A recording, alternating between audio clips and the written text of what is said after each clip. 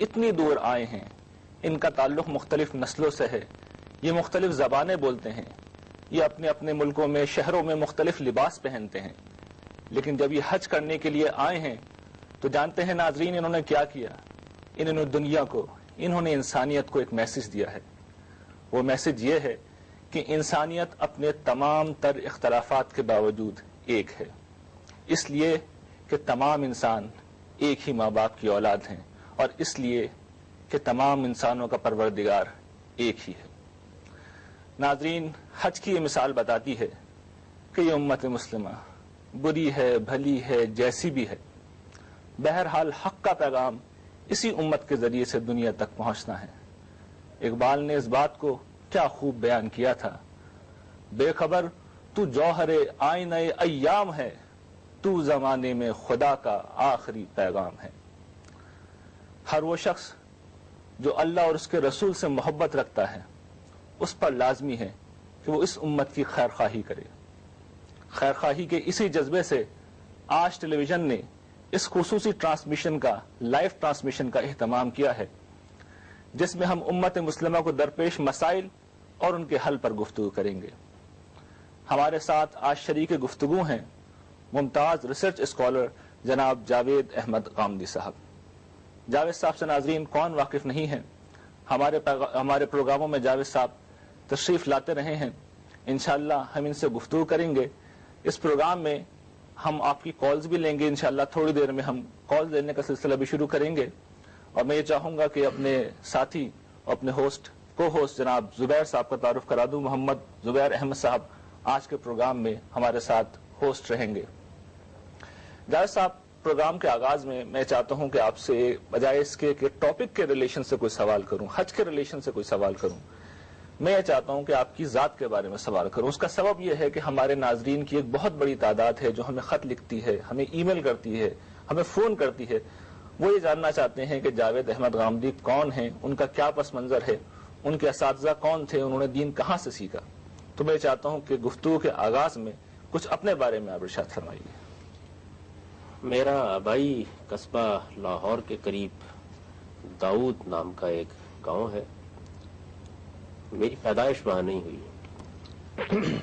میرے والد اپنے بعض معاشی مسائل کی وجہ سے اس قصبے کو چھوڑ کر ایک زمانے میں ساہیوال کے ضلع میں جا کے آباد ہو گئے تھے۔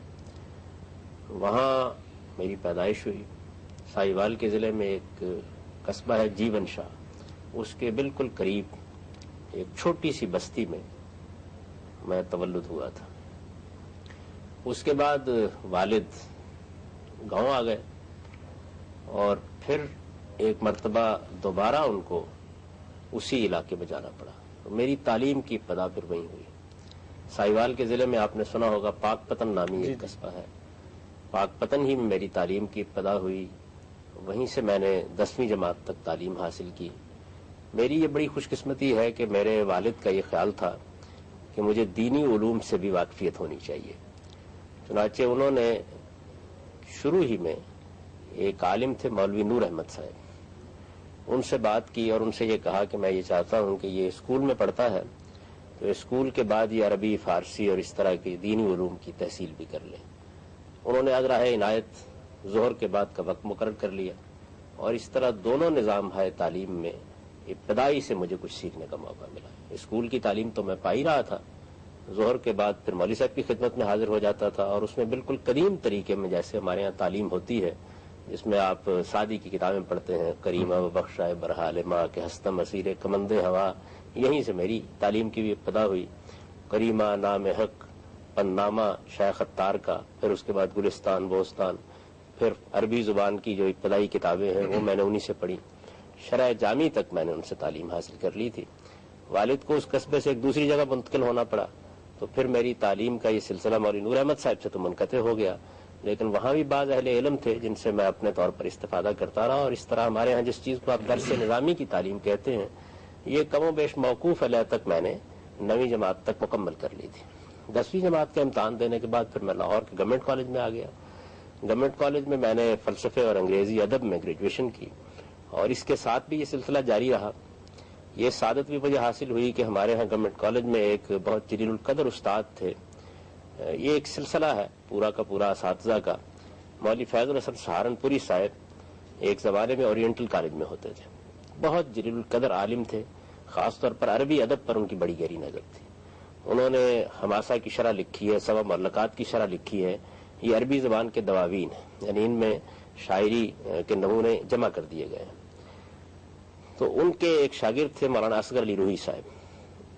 اسی سلسلے میں ان کے صاحبزادے تھے ڈاکٹر صوفی ضیاء الحق. وہ بھی عربی زبان کے بہت جلیل القدر عالم تھے. تو مجھے ان سے بھی کچھ چیزیں پڑھنے کا موقع ملا. مقامات حمدانی میں نے انہی سے پڑھی تھی. پھر مولانا عطا اللہ حنیف صاحب سے کچھ دارمی کے اسباق لیے. 1973 میں میرا تعارف میرے جلیل القدر استاد مولانا امین حسن اصلاحی سے ہوا ہے. اس تعارف کی داستان بھی بڑی دلچسپ ہے. میں پنجاب یونیورسٹی لائبریری میں قرآن مجید سے متعلق کچھ چیزیں دیکھ رہا تھا, تو کیٹلاگ دیکھتے ہوئے ایک کتاب پر میری نظر پڑی. نام کچھ اجنبی سا لگا, تو میں نے وہ کتاب نکلوائی. بہت چھوٹی سی کتاب تھی. وہ کتاب امام حفیظ الدین فراہی نے تصنیف فرمائی تھی. اس کے دیباچے میں بدر الدین اصلاحی صاحب نے یہ ذکر کیا ہوا تھا کہ میں یہاں ہوں ہندوستان میں, اور ثانی اسنیر زما یتبدان بے آداب الامام الفراہی. یہ مجھے جملہ بھی یاد ہے کہ وہ دو میں کا دوسرا مولانا امین حسن اصلاحی, عربی میں کتاب تھی, مولانا امین حسن اصلاحی کے بارے میں یہ لکھا تھا کہ وہ دو میں کا دوسرا. اصل میں مولانا فراہی کے دو شاگرد تھے, ایک اختر حسن اصلاحی اور ایک امین حسن اصلاحی. انہوں نے کہا کہ اختر حسن اصلاحی دنیا سے رخصت ہو گئے, اور وہ دو میں کا دوسرا, یہ جو تعبیر ہے نا قرآن مجید میں ثانی اسنین کی, وہی انہوں نے استعمال کی تھی. تو انہوں نے لکھا کہ وہ تو اب پاکستان میں ہیں, اس وجہ سے میں ان سے استفادہ نہیں کر سکتا, اور یہ اعتماد بھی نہیں رکھتا.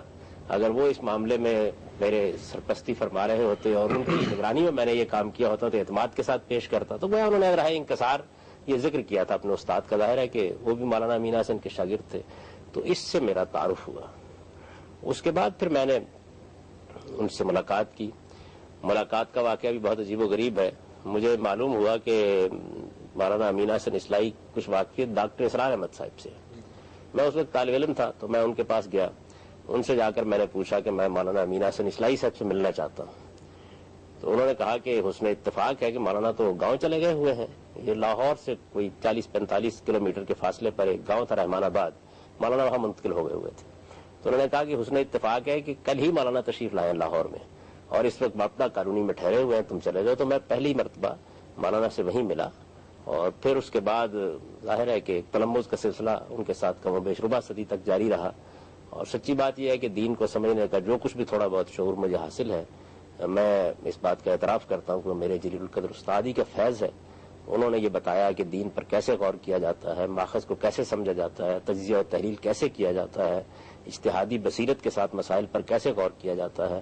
تو یہ جو تربیت مجھے ان سے حاصل ہوئی, یہی میری زندگی کا سب سے بڑا اثر ہے. اس موقع پہ میں یہ چاہتا ہوں کہ آپ یہ بھی فرمائیے کہ آپ نے اپنے جن اساتذہ کا ذکر کیا کہ امین حسن اصلاحی صاحب اور ان کے استاد حمید الدین فراہی صاحب, ان دونوں کے بارے میں بھی ذرا بتائیے کہ ان کی علم کی دنیا میں کیا حیثیت ہے. مولانا حمید الدین فراہی صاحب کے بارے میں تو آپ یہ سمجھ لیجئے کہ جس زمانے میں وہ سرائے میر میں تھے اور بعد خیر جامعہ عثمانیہ میں بھی رہے, اس وقت ہندوستان کا جتنا علم ہے وہ بغیر کسی تردد کے ان کی علمی عظمت کا اعتراف کرتا تھا. مولانا ابوالکلام آزاد نے, سید سلیمان ندوی نے, بلکہ ان کے استاد شبلی نے بھی بارہا اس بات کا اعتراف کیا کہ اللہ تعالیٰ نے بصیرت کے کچھ در ان پر واقع کیے ہیں, اور کوئی شبہ نہیں ہے کہ قرآن مجید پر جس طریقے سے انہوں نے کام کیا ہے, جس طرح غور کیا ہے, جس طرح اس پر تدبر کیا ہے, اس کی مثال اسلاف ہی میں کہیں ملتی ہے. موجودہ زمانے میں اس طرح کے لوگ بالعموم پیدا نہیں ہوتے. عربی زبان پر ان کی غیر معمولی نظر تھی. میں آپ سے عرض کرتا ہوں کہ قرآن کی زبان کیا ہے, اس کے اسالیب کیا ہے, کس طریقے سے اس میں جملے کی ساخت ہوتی ہے, قرآن مجید کیسے بات کرتا ہے, یہ جو رموز ہیں یہ اللہ تعالیٰ نے جس طرح امام حفیظ الدین فراہی پر کھولے ہیں کم کہیں تاریخ میں کھلے ہوں گے. جاوید صاحب یہ بتائیے کہ کیا مولانا مودودی صاحب کی سے بھی رہنمائی آپ کو حاصل رہی ہے؟ مولانا مودودی صاحب بھی آپ کے استادوں میں رہے ہیں یا ان سے کوئی تعلق رہا ہے آپ کا؟ جی, مولانا مودودی صاحب سے میری ملاقات اس سے بہت پہلے ہوئی. یعنی مولانا اصلاحی سے ملنے سے بہت پہلے میں ان سے ملا. میں 1967 میں لاہور آیا ہوں, اور آتے ہی مولانا سید ابوالعلا صاحب مودودی سے میری ملاقات ہوئی. مولانا سے میں نے بہت کچھ سیکھا ہے. وہ اس طریقے سے تو میرے استاد نہیں رہے جس طرح کہ مولانا امین حسن اصلاحی ہیں, جس طرح ڈاکٹر صوفی ضیاء الحق ہیں, یا بعض اور میرے اساتذہ ہیں. جی جی. لیکن بہرحال میں نے ان سے اردو زبان کے بعض اسالیب سمجھے اور سیکھے. اور سچی بات یہ ہے کہ زندگی کیسے گزاری جاتی ہے, اس کے آداب کیا ہوتے ہیں, ایک بڑا آدمی لوگوں کے ساتھ معاملہ کیسے کرتا ہے, وہ سوچتا کیسے ہے, اس میں کیا وقار ہوتا ہے, کیا شان ہوتی ہے, کیا اس کے اسالیب زندگی ہوتے ہیں. اس میں جو کچھ میں نے مولانا سید ظفر اللہ مودودی سے سیکھا ہے وہ کسی اور سے نہیں سیکھا. اچھا ناظرین، ہم آپ کو ساتھ ساتھ یہ بھی بتاتے چلیں کہ ہم یہ لائیو پروگرام کر رہے ہیں، لائیو ٹرانسمیشن ہے، اور ہم کچھ دیر کے بعد آپ کی لائیو کالز بھی لیں گے. حج کے مناسبت سے، قربانی کی مناسبت سے، یا امت مسلمہ کی مجموعی صورتحال کے مناسبت سے آپ جس طرح کے سوالات جاوید صاحب سے کرنا چاہیں، ہمارے نمبر آپ نوٹ کر لیجئے.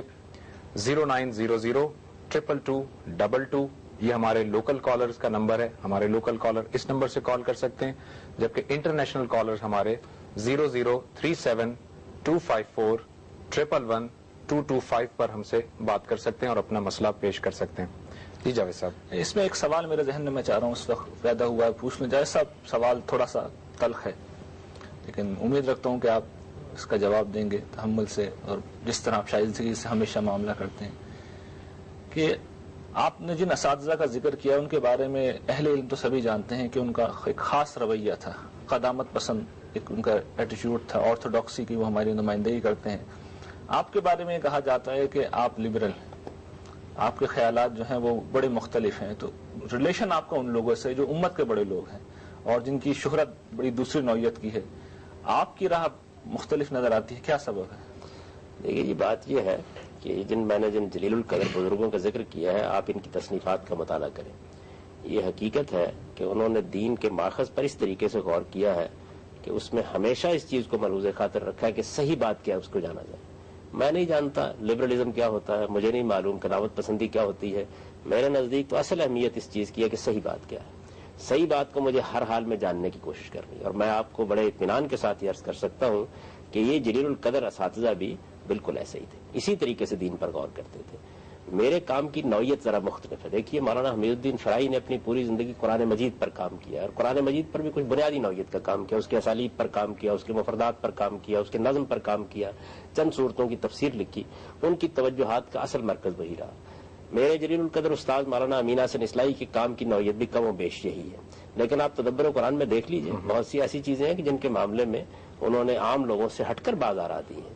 اور وہ دلچسپ بات آپ نے سنی ہوگی کہ ایک زمانے میں ان سے ہمارے ایک بڑے جلیل القدر عالم کہنا چاہیے اور استاد بھی کہنا چاہیے، خورشید رضوی صاحب ان سے ملے.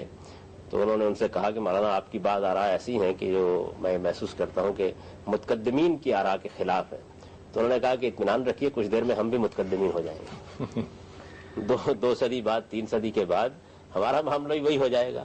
تصانیف کی بات چونکہ چل نکلی ہے، آپ اپنی تصانیف کے بارے میں کچھ بتائیں گے؟ آپ کی کیا تصانیف ہیں مختصراً، ہمارے ناظرین کو بھی پتہ چلے کہ کیا کیا آپ نے ابھی تک چیزیں تصنیف کی ہیں، قرآن پر کتنا کام کیا ہے علمی لحاظ سے، ادبی لحاظ سے. جی میں وہی عرض کر رہا تھا کہ ان بزرگوں کے کام کی نوعیت اصولی تھی. میرے کام کی نوعیت یہ ہے کہ جو اصول میں نے اس سے سمجھے ہیں اور جس طریقے سے قرآن مجید پر غور کرنے کا طریقہ سیکھا ہے، اس کو میں نے اپلائی کیا ہے پھر پورے دین پر. تو اس وجہ سے عملی مسائل کے بارے میں چونکہ میرا کام سامنے آ گیا ہے، تو اس سے لوگ یہ خیال کرتے ہیں جو آپ نے سوال کیا ہے. اس میں ظاہر بات ہے کہ بعض چیزیں ایسی ہیں کہ جن میں عام لوگوں سے ذرا مختلف نقطہ نظر رکھتا ہوں، اس کو دلائل کے ساتھ بیان کر دیتا ہوں. میں تو آپ سے یہ عرض کرتا ہوں کہ مجھے آج تک کبھی یاد ہی نہیں ہے کہ میں اپنی میز پر بیٹھا ہوں اور مجھے یہ خیال ہوا ہو کہ مجھے فلاں رائے قائم کرنی ہے یا کوئی فلاں نقطہ نظر اختیار کرنا ہے. میں تو صحیح بات کو جاننے کے لیے بیٹھتا ہوں، اور صحیح بات کو جاننے کے لیے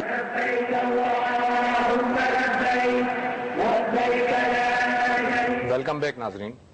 بریک پہ جانے سے پہلے ہم جاوید صاحب سے ان کی تصانیف اور ان کے علمی کام پر بات کر رہے تھے. جی جاوید صاحب، آپ کی تصانیف اور آپ کے علمی کام کے بارے میں ذرا ہمارے ناظرین جاننا چاہیں گے. کیا کچھ آپ نے تصنیف کیا ہے، کس طرح سے آپ کے ادبی کام کیا ہے؟ پچھلے 15 سال سے تو میں اپنی ایک کتاب پر کام کر رہا ہوں. اس کتاب کا موضوع اصل میں پورا دین ہے. ٹھیک ہے. یعنی میں نے اسلام کو جیسے سمجھا ہے، میری پیش نظر یہ چیز تھی کہ میں اس کو ایک ترتیب کے ساتھ ایک کتاب میں بیان کر دوں. اس کا نام میزان ہے. میں نے جب اس کا جائزہ لیا تو مجھے اندازہ ہوا کہ یہ پورا کا پورا دین 14 ابواب میں بیان کیا جا سکتا ہے. اس کو میں نے 2 حصوں میں تقسیم کیا ہے. ایک حصہ وہ ہے جس کا تعلق ایمان و اخلاق کے مباحث سے ہے، اور ایک حصہ وہ ہے جس کا تعلق شریعت کے مباحث سے ہے. چنانچہ ان 14 ابواب میں سے 12 ابواب میں لکھ چکا ہوں، وہ شائع ہو چکے ہیں. 13واں اس وقت اشاعت کے مرحلے میں ہے اور 14واں زیر تصنیف ہے. تو ایک تو میری کتاب یہ ہے، اس میں شروع سے لے کے آخر تک جس طرح میں نے اسلام کو سمجھا ہے پوری تفصیل کے ساتھ میں نے بیان کر دیا ہے. ٹھیک ہے. اسی کے بارے میں میں یہ عرض کر رہا تھا جس کی وجہ سے ان کے سوال کی گنجائش پیدا ہوئی، کیونکہ میرا کام اطلاقی ہے. رائٹ. ظاہر ہے کہ اصول میں جب آپ بات کر رہے ہوتے ہیں تو اس وقت لوگ زیادہ متوجہ نہیں ہوتے. بالکل صحیح. لیکن جب آپ ان کا انطباق کرتے ہیں اور انطباق کر کے بتاتے ہیں کہ جو اصول قرآن مجید کو سمجھنے کے ہم نے اخذ کیے ہیں یا اپنے استاد سے سیکھے ہیں، اب ہم ان کی روشنی میں یہ دیکھنے کی کوشش کریں گے کہ اسلام کی جو تعبیر ہمارے ہاں کی جا رہی ہے کیا فی الواقع ان اصولوں کی روشنی میں وہی تعبیر صحیح ہے یا اس میں کہیں کوئی غلطی ہوئی ہے. ٹھیک. تو یہ چونکہ اطلاقی نوعیت کا کام ہے سارا کا سارا، اس وجہ سے بعض سوالات پیدا ہو گئے. پھر پورے دین پر کیا میں نے، یعنی اس میں اصول و مبادی پر بھی کام ہے. حدیث کیا ہے، سنت کیا ہے، قرآن مجید کو سمجھنے کے طریقے کیا ہیں، حدیث اور سنت میں کیا فرق ہے، ہم اس سے اخذ و استفادہ کس طریقے سے کرتے ہیں، ایمانیات کے مباحث میں، اخلاقیات کے مباحث میں وہ کیا بنیادیں ہیں جن کو قرآن مجید نے اصل اصول قرار دیا ہے، ان سے کس طرح سے احکام متفرع ہوتے ہیں، شریعت کیا چیز ہے. اس میں ظاہر بات ہے کہ معاشرت، سیاست، معیشت، جہاد، ہر چیز زیر بحث آئی ہے. تو کام کی یہ نوعیت ہے جس کی وجہ سے اس طرح کا سوال پیدا ہوتا ہے. دوسرا کام جو میں کر رہا ہوں وہ قرآن مجید پر ہے، قرآن مجید پر البیان کے نام سے. اس کام کی اصل میں نوعیت یہ ہے کہ میرے جلیل القدر استاد مولانا امین حسن اصلاحی نے تدبر قرآن کے نام سے پوری تفسیر لکھی ہے 9 جلدوں میں. میں نے جب اس تفسیر کو دیکھا، اور ظاہر بات ہے کہ وہ بہت غیر معمولی کام ہے ان کا اور ہمیشہ زندہ رہے گا، لیکن اس میں جو انہوں نے ترجمہ کیا ہے قرآن مجید کا وہ بالکل عام طریقے سے کیا ہے جس طریقے سے ہمارے ہاں تراجم ہوتے ہیں. میرا احساس یہ تھا کہ قرآن مجید کا نظم اس کے ترجمے میں واضح ہونا چاہیے. یعنی ہم نظم کو اگر درست نظم کی ذرا وضاحت کر دیجیے. نظم کا مطلب یہ ہے کہ قرآن مجید اصل میں جس زبان میں نازل ہوا ہے اس زبان کے کچھ خاص اسالیب ہیں.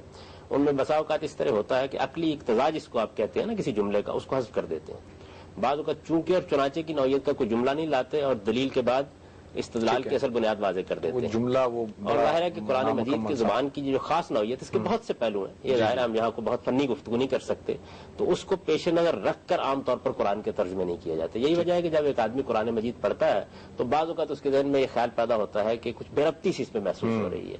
تو اس ربط و نظام کو واضح کرنا یہی اصل میں وہ بڑا کام ہے جو مولانا حمید الدین فراہی نے کیا. اور اس کے بعد اسی کی روشنی میں میرے استاد مولانا امین حسن اصلاحی نے پوری قرآن مجید کی تفسیر لکھی. تو میں یہ محسوس کر رہا تھا کہ ترجمے میں یہ چیز اس طرح واضح نہیں ہوئی. چنانچہ اس البیان میں نے اس رعایت سے ترجمہ کیا ہے اور میں نے اس کے دیباچے میں لکھا بھی ہے کہ نظم کی رعایت سے یہ قرآن مجید کا پہلا ترجمہ ہے.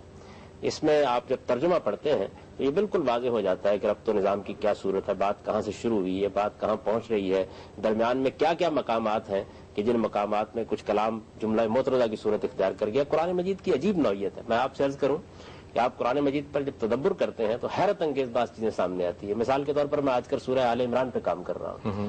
سورہ میں 2 مقامات ایسے آ گئے ہیں کہ جن میں یہ صاف معلوم ہوتا ہے کہ رسالت میں آپ صلی اللہ علیہ وسلم جب سورہ پڑھ رہے ہیں تو مخاطبین کے ذہن میں ایک خیال پیدا ہوا ہے. اللہ تعالیٰ نے اس پر تنبیہ کر دی. ظاہر علیم بذات صدور ہے، دلوں کے حال جانتا ہے. اسی طرح رسالت میں آپ صلی اللہ علیہ وسلم کے دل میں کوئی خیال گزرا ہے اس کے بارے میں متنبع کر دیا اور کلام کو درمیان میں روکا ہے. جملے کی ساخت بتا رہی ہے کہ جیسے آپ درمیان میں بات کو روک کر کسی چیز کے بارے میں تنبیہ کرتے ہیں. تو یہ سب چیزیں ترجمے میں واضح ہونی چاہیے. یعنی اس لحاظ سے ترجمہ کرنا چاہیے کہ قرآن مجید جس طرح اپنی بات کرتا ہے، ظاہر ہے کہ اس سے اب لوگ واقف نہیں رہے، آشنا نہیں رہے. یہ اسلوب اب ہمارے یہاں بات کرنے کا رہا بھی نہیں ہے. اب ہم بہت توضیحی طریقہ اختیار کرتے ہیں. یعنی لکھنے کے انداز میں ظاہر ہے تمدن کی تبدیلی کے ساتھ بڑے تغیرات ہو گئے ہیں. تو یہ وجہ ہے کہ میں نے اس میں یہ طریقہ اختیار کیا. پھر یہ ہے کہ میرا اپنا احساس یہ تھا کہ اگر اس طریقے سے آپ قرآن مجید کا ترجمہ کر دیتے ہیں تو پھر کوئی زیادہ مفصل تفسیر لکھنے کی ضرورت نہیں پڑتی. پھر چند حواشی ہی کافی ہیں ان کے اوپر. تو وہ حواشی میں نے اس میں لکھے ہیں اور اس وقت میں قرآن مجید کی آخری 48 صورتوں پر تو کام مکمل کر چکا. وہ شائع بھی ہو چکا ہے. سورہ بقرہ سے میں نے شروع کیا تھا اور آل عمران پر پہنچ چکا ہوں. اصل میں اپنی اس کتاب کی تصنیف سے فارغ ہو جانے کے بعد پھر اس پر پوری توجہ دوں گا. اور میں جاوید صاحب میں چاہوں گا کہ یوم عرفہ کی مناسبت سے اگر آپ کچھ تھوڑا سا ہمارے ناظرین کو بتائیے کہ حج کی تھوڑی سی تاریخ، اس کا پس منظر کیا ہے اور حج کی جو اوور آل عالمی میسج کیا ہے حج کے متعلق، حج سے امت مسلمہ کو کیا میسج جا رہا ہے، ہم کیا پیغام دے رہے ہیں حج سے؟ پہلے تو جی حج کی حقیقت سمجھ لینی چاہیے. دیکھیے بات یہ ہے کہ یہ بات اس سے پہلے بھی ہم کئی مرتبہ انہی پروگراموں میں واضح کر چکے ہیں کہ جتنی بھی عبادات ہیں یہ اصل میں اللہ تعالیٰ کے ساتھ ہمارے تعلق کا سمبولک ایکسپریشن ہوتی ہیں، علامتی اظہار ہے. اللہ تعالیٰ کی عظمت کا ہم اعتراف کرتے ہیں تو رکوع اور سجود کرتے ہیں. اللہ تعالیٰ کے سامنے کوئی اپنی عرضداشت پیش کرتے ہیں، تسبیح کرتے ہیں، تحمید کرتے ہیں، تحلیل کرتے ہیں، دعا کرتے ہیں، مناجات کرتے ہیں. اسی طریقے سے اللہ تعالیٰ کی اطاعت کو جب سمبلائز کرتے ہیں تو روزہ رکھتے ہیں.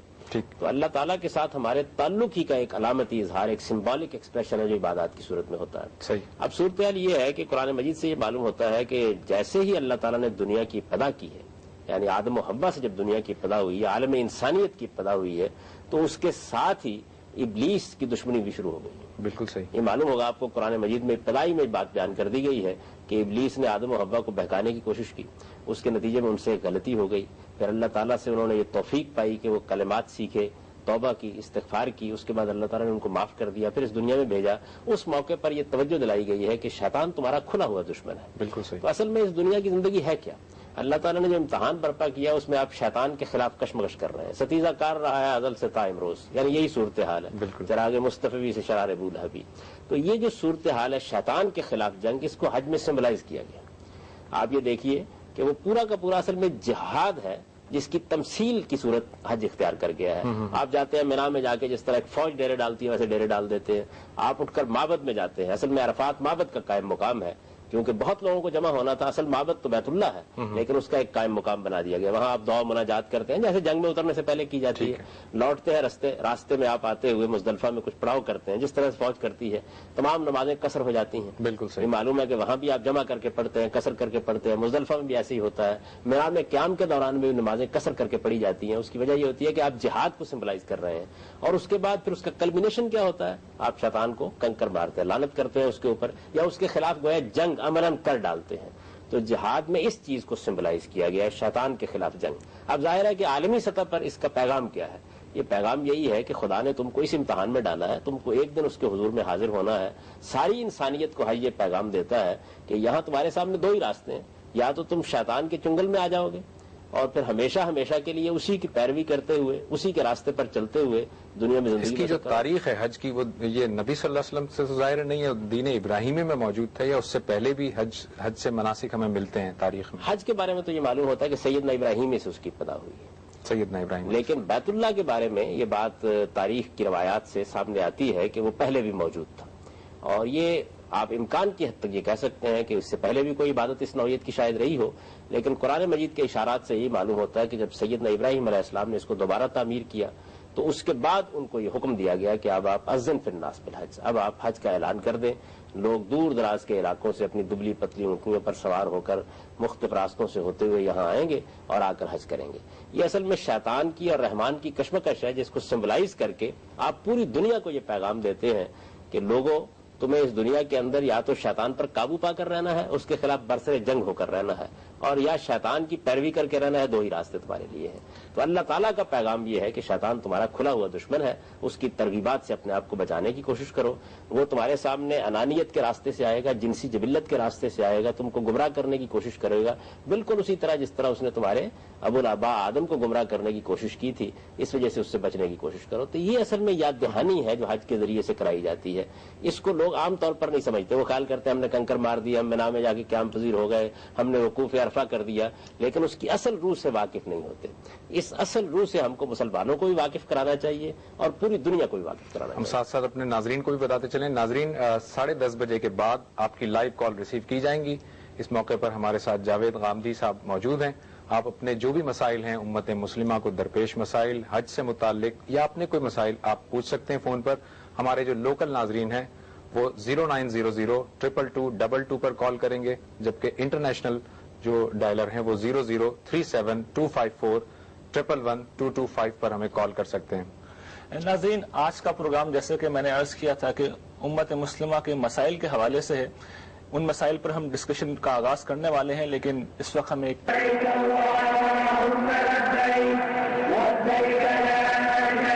Welcome back viewers. جاوید صاحب, ہم آپ سے امت مسلمہ کے بارے میں کچھ سوالات کرنا چاہیں گے, اس لیے کہ ہم سب اس کی خیرخواہی کا جذبہ رکھتے ہیں, اس کے حالات میں بہتری کے خواہاں ہیں.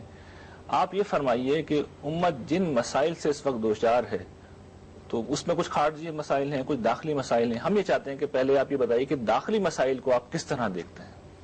میرے نزدیک تو یہ امت مسلمہ کا بنیادی مسئلہ غربت اور جہالت ہے, اور یہ لازم ملزوم ہے. یعنی غربت سے جہالت پیدا ہوتی ہے, جہالت غربت کا باعث بنتی ہے. اس وجہ سے یہ ضروری ہے کہ ہم سب سے پہلے یہ جاننے کی کوشش کریں کہ ہمارے ہاں انحطاط کہاں سے پیدا ہوا ہے. میں جب پوری مسلمان امت کی تاریخ پر غور کرتا ہوں تو مجھ پر یہ بات واضح ہو جاتی ہے کہ ہمارے پاس اللہ کی کتاب قرآن مجید موجود تھی. قرآن مجید ہی ہمارا محور اور مرکز تھا. بدقسمتی یہ ہوئی ہے کہ دوسری تیسری صدی کے بعد نہ یہ ہمارے علم کا محور رہا ہے, نہ ہمارے عمل کا مرکز رہا ہے. یہ ایک ایسا حادثہ ہے کہ جس حادثے پر آپ جب اندر اتر کر غور کرتے ہیں تو تو حیرت ہوتی ہے کہ ایک امت کے پاس اللہ کی کتاب موجود ہے, اللہ کی کتاب. صاحب ہمیں آپ کو تھوڑا انٹرپٹ کرنا ہوگا, اس کو کال آ رہی ہے, ہم یہ چاہتے ہیں کہ کالر کا سوال لے لیے. جی آپ کا سوال. السلام علیکم. وعلیکم السلام. جناب میں اجمل رشید بات کر رہا ہوں حیدرآباد سے. Welcome to our programme. میں آپ کا سوال قربانی کے حوالے سے 2 سوال کرنا چاہوں گا. جی فرمائیے. ایک تو یہ کہا جاتا ہے کہ قربانی کا جانور جو ہے وہ تول کے نہیں لینا چاہیے, اگر قیمت تول کے لگائی گئی ہے ٹھیک, تو یہ اس طرح تول کے لینا غلط. اور کیا اس کے بجائے ہم اگر یہ پیسے جو ہیں یہ کسی آرگنائزیشن کو اور کسی ٹرسٹ کو دے دیں یہ زلزلہ زدگان وغیرہ کے لیے, تو کیا یہ مناسب ہے؟ کیا اس طرح قربانی ادا ہو جانا تصور کی جائے؟ جی بہت اچھا, آپ کا سوال ہم نے سماعت فرما لیا. جاوید صاحب یہ بڑا اہم سوال انہوں نے کیا ہے, خاص طور پر زلزلے کے پس منظر میں ہمارے عام طور پہ اب یہ بات کہی جا رہی ہے کہ اس سال ہمیں قربانی نہیں کرنی چاہیے بلکہ اس کے پیسے ہمیں ان لوگوں کی مدد کے لیے دینے چاہیے. تو ایک سوال تو یہ ہے کہ کیا کسی بھی قربانی کی عبادت کے بجائے ہم کسی بھی نیک کام میں پیسے دے سکتے ہیں؟ ریپلیسمنٹ کر سکتے ہیں. لے لیں میرے خیال پہلے دوسرا میرے خیال سے بعد میں لے لیں گے, پہلے اس سوال کا آپ اجازت دیں تو میں جو بات کر رہا تھا ایک جملے میں اس کو مکمل. جی بالکل. میں یہ گزارش کر رہا تھا کہ قرآن مجید ہمارے علم اور عمل کا محور نہیں رہا, جس طرح اس کو رہنا چاہیے تھا ویسے نہیں رہا. دوسرا بڑا حادثہ یہ ہوا کہ ہمارے ہاں جو ذہین عناصر تھے, اصل میں امتوں کے عروج و زوال کا انحصار اس کے ذہین عناصر کے رویے پر ہوتا ہے. بہت غیر معمولی لوگ ہمارے یہاں پیدا ہوئے ہیں, لیکن ان کی دلچسپی اور ان کے اشتغال کا اصلی مرکز فلسفہ اور تصوف کے مسائل ہو گئے. ظاہر ہے جو مابعد طبیعیات سے متعلق تھے. طبعی علوم سے ہمارے ہاں اس نوعیت کا مسلمانوں کو شغف نہیں رہا, تو اس کا نتیجہ یہ نکلا کہ ہم طبعی علوم میں یا سائنسی علوم جن کو آپ کہتے ہیں ان میں بہت پیچھے رہ گئے. قرآن مجید ہماری امت کی وحدت کی علامت تھی, وہی اللہ کی تانی ہوئی رسی تھی آسمان سے زمین تک. وہ محور و مرکز ہوتا تو نہ فرقہ بندیاں پیدا ہوتی, نہ اس طرح کے اختلافات پیدا ہوتے, نہ لوگ ایک دوسرے کا گلا کاٹتے, نہ اس طرح کی صورتحال ہوتی جو ہم اس وقت امت مسلمان دیکھ رہے ہیں. اور طبعی علوم سے ہمارا اشتغال قائم رہتا اور ہمارے ذہین عناصر اس پر پوری توجہات مرکوز کرتے, تو اس کا نتیجہ یہ نکلتا کہ آج دنیا میں ہم اس طرح پیچھے نہ ہوتے. ٹیکنالوجی کا اور سائنس کا جو عظیم انقلاب برپا ہوا ہے اس میں ہم مسلمان بالکل پیچھے رہ گئے. یعنی پچھلے 500 سال سے ہمارا کوئی کنٹریبیوشن نہیں ہے اس معاملے میں. تو یہ 2 وجوہ ہیں جو میرے نزدیک انحطاط اور زوال کا باعث بنی ہے. اب اس کے بعد جہاں تک ہم اس پہ مزید گفتگو کریں گے. سوال یہ تھا جاوید صاحب کہ حضرت ابراہیم کی سنت ہے قربانی کرنا, لیکن کہا یہ جاتا ہے اور کہا یہ جا رہا ہے کہ قربانی نہ کیجیے, اس کے پیسے جو ہے وہ کسی دوسرے نیکی کے کام میں دے دیجیے. تو کیا ایسا کرنے سے قربانی کا ثواب مل جائے گا, اور کیا ایسا کرنا دین کے نزدیک روا ہے؟ 2-3 باتیں اس میں سمجھ لیجئے. پہلی چیز تو یہ ہے کہ جتنی عبادات ہیں ان کی اپنی بڑی غیر معمولی اہمیت ہے. دیکھیے قربانی ایک عبادت ہے, حج ایک عبادت ہے, نماز ایک عبادت ہے. جتنی بھی عبادات ہیں یہ اللہ تعالیٰ کے ساتھ ہمارے تعلق کو, جیسے میں نے عرض کیا, سمبلائز کرتی ہیں. اس وجہ سے اللہ کے ساتھ تعلق کی غیر معمولی اہمیت ہے, اور عبادات کو کبھی حقارت کے مقام پر نہیں رکھنا چاہیے. ان کے ذریعے سے ہم زندہ رہتے ہیں, یہ زندگی کا باعث بنتی ہیں. خدا سے تعلق پیدا ہوتا ہے, اس حی و قیوم سے تعلق پیدا ہوتا ہے, تو اس کی یاد قائم رہتی ہے. اور قربانی بھی گویا اللہ تعالیٰ کے حضور میں نظر کی علامت ہے. ہم اپنے جان و مال اپنے پروردگار کی طرف نظر کرتے ہیں. ظاہر ہے کہ اس کے مواقع تو کبھی کبھی آتے ہیں, تو اس وجہ سے اس کی یاد قائم رکھنے کے لیے قربانی کی ایک سنت یا عبادت قائم کر دی گئی ہے. تو جو میں عرض کرنے والا ہوں آگے جا کے, اس کو اسی روشنی میں دیکھیے کہ یہ غیر معمولی عبادت ہے, اس کی عزت ہر حال میں قائم رہنی چاہیے, اس کی طرف مسلمانوں کے رجوع کو قائم رہنا چاہیے. یہ جتنی بھی علامتی چیزیں ہوتی ہیں ان کو کمتر نہ سمجھیے. آپ کا جھنڈا, آپ کا ترانہ کیا چیز ہے؟ یعنی کہنے کو تو چند الفاظ ہیں, کہنے کو کپڑے کا ایک پھریرا ہے, لیکن یہ در حقیقت قوم اور وطن کے ساتھ آپ کی محبت کی علامت ہے. تو یہ چیزیں اللہ تعالیٰ کے ساتھ آپ کے تعلق کی علامت ہے. اب رہ یہ بات کہ کوئی ایمرجنسی کی صورتحال پیدا ہو, جس طرح کے زلزلہ زدگان کا معاملہ ہو گیا یا اور اس طرح کی کوئی چیز ہو گئی, کوئی حرج کی بات نہیں ہے. آپ کسی 1 سال اس کو مؤخر کر سکتے ہیں. آپ یہ بھی کر سکتے ہیں کہ آپ وہاں جا کر قربانی کر دیں اور وہاں کے لوگوں کو گوشت کھلا دیں. بہت سے لوگوں نے مجھ کو بتایا کہ وہاں لوگوں کو اس کی ضرورت ہے, اور مجھے معلوم ہے کہ بہت سے لوگ اسی عزم کے ساتھ وہاں گئے بھی ہیں. ان کا خیال یہ ہے کہ وہیں جا کے قربانی کر دینی چاہیے. تو آپ وہاں قربانی بھی کر سکتے ہیں, اور اگر ایسی کوئی ایمرجنسی کی صورتحال پیدا ہو جائے تو آپ قربانی کو مؤخر بھی کر سکتے ہیں. یہ ایک نفل عبادت ہے, آپ اگلے سال کر لیں گے. یعنی یہ فرض کے معاملے میں یہ نہیں کر سکتے. فرض کے معاملے میں یہ نہیں کر سکتے. جاوید صاحب اس پر مزید ہم گفتگو کرتے ہیں. ایک اور ہمارے ساتھ ایک کالر ہیں, ان کے کال لے لیتے ہیں. ہلو ہلو ہیلو جی السلام علیکم. ہیلو السلام علیکم. وعلیکم السلام. کون صاحب کہاں سے؟ میرا نام مجیب الرحمان ہے, کراچی سے بات کر رہا ہوں میں. جی مجیب صاحب فرمائیے. یہ 2 سوالات ہیں میرے جاوید صاحب سے. جی ماخذ دین کے حوالے سے اور تصور دین کے حوالے سے. جی فرمائیے, سوال فرمائیے. جاوید صاحب فرماتے ہیں کہ ماخذ دین جو ہے نا وہ صرف جو قرآن مجید اور سنت نبی صلی اللہ علیہ وسلم ہے. جی جبکہ جو دیگر علماء جو ہے وہ لوگ فرماتے ہیں کہ اجتہاد اور اجماع امت جی اور حدیث نبی صلی اللہ علیہ وسلم جی ٹھیک ہے، آپ کا سوال سمجھ گئے. دوسرا سوال کیا آپ کا؟ اچھا، دوسرا یہ ہے کہ یہ لوگ جو حکومت الہیہ والے ہیں اور تزکیہ نفس والے، جی جی ان میں فرق کیا ہے؟ ٹھیک. اچھا یہ ایک جی، بہت شکریہ آپ کا. جی ہیلو جی جی جی فرمائیے. یہ بیٹے ہیں میرے، ذرا ان کا بھی ایک سوال ان سے کر جی دیجیے. جی جی ہیلو، میرا نام منیب الرحمان ہے جی آپ جلدی اور کیجیے میں بیٹا. 9 کلاس کا طالب علم ہوں. جی بیٹا جلدی سوال میرا سوال کیجیے. یہ ہے کہ وطر جو ہے وہ واجب ہے یا فرض ہے، اور یا ہم وطر کے بعد جو ہے دوبارہ نماز پڑھ سکتے ہیں اگر ہمارا دل چاہے؟ اچھی بات ہے جی، بہت شکریہ آپ کا. ایک اور کال لے لیتے ہیں ہم. ہیلو. ہلو جی السلام علیکم. السلام علیکم. وعلیکم السلام. کون صاحب کہاں سے؟ میرا نام فاروق ہے جی، میں راولپنڈی سے بات کر رہا ہوں. جی فاروق صاحب فرمائیے.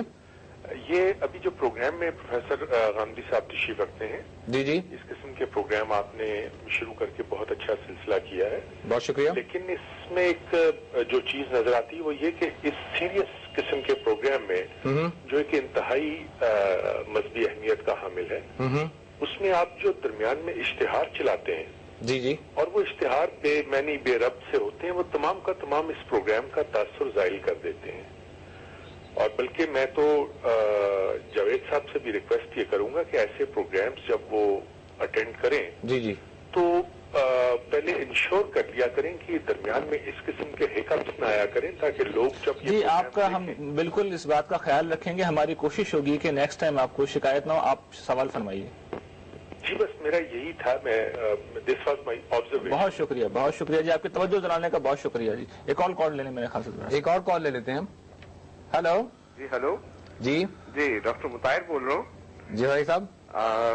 بھائی میں پروگرام دیکھ رہا ہوں آپ کا. سب سے امپورٹنٹ بات تو یہ ہے کہ غامدی صاحب نے جو بات کی ہے، میں سمجھتا ہوں کہ یہ مشورہ رائے ہم سب کے لیے، خاص طور پر جو اساتذہ کرام جن سے انہوں نے تعلیم حاصل کی، جس طریقے سے انہوں نے ان کی میں سمجھتا ہوں تعریف کی ہے، یہ ہم سب کے لیے ایک مشورہ ہے. کیونکہ اب یہ ایک ایسا دور ہے جہاں آپ کسی کو سکھائیں تو سامنے جو ہے اس کے بعد جو بھائی صاحب آپ کا سوال کیا ہے؟ یہ بات آپ نے بہت اچھی فرمائی ہے، لیکن سوال کیونکہ کالرز بہت ہیں، میں یہ عرض کروں. میں یہ بات کر رہا تھا. دوسری ایک بات جو غامدی صاحب نے اپنی کی تھی اپنے کام کے حوالے سے، اور انہوں نے فوکس کیا ہے اپنی تمام چیزوں کا اخلاقیات کے حوالے سے. جی جی بحیثیت طالب علم بین الاقوامی تعلقات، ہم جو کچھ پڑھتے ہیں اور پڑھاتے ہیں وہ سارا مفادات کے حوالے سے پڑھاتے ہیں، اور ہمیں یہ بار بار بتایا جاتا ہے، اور جو کچھ تصنیفات ہمارے سامنے آتی ہیں وہ صرف پوری بین الاقوامی تعلقات مفادات کے حوالے سے آتی ہے، اور اخلاقیات بالکل مارشلائز ہو جاتی ہیں. میں تو یہ گزارش کروں گا غامدی صاحب سے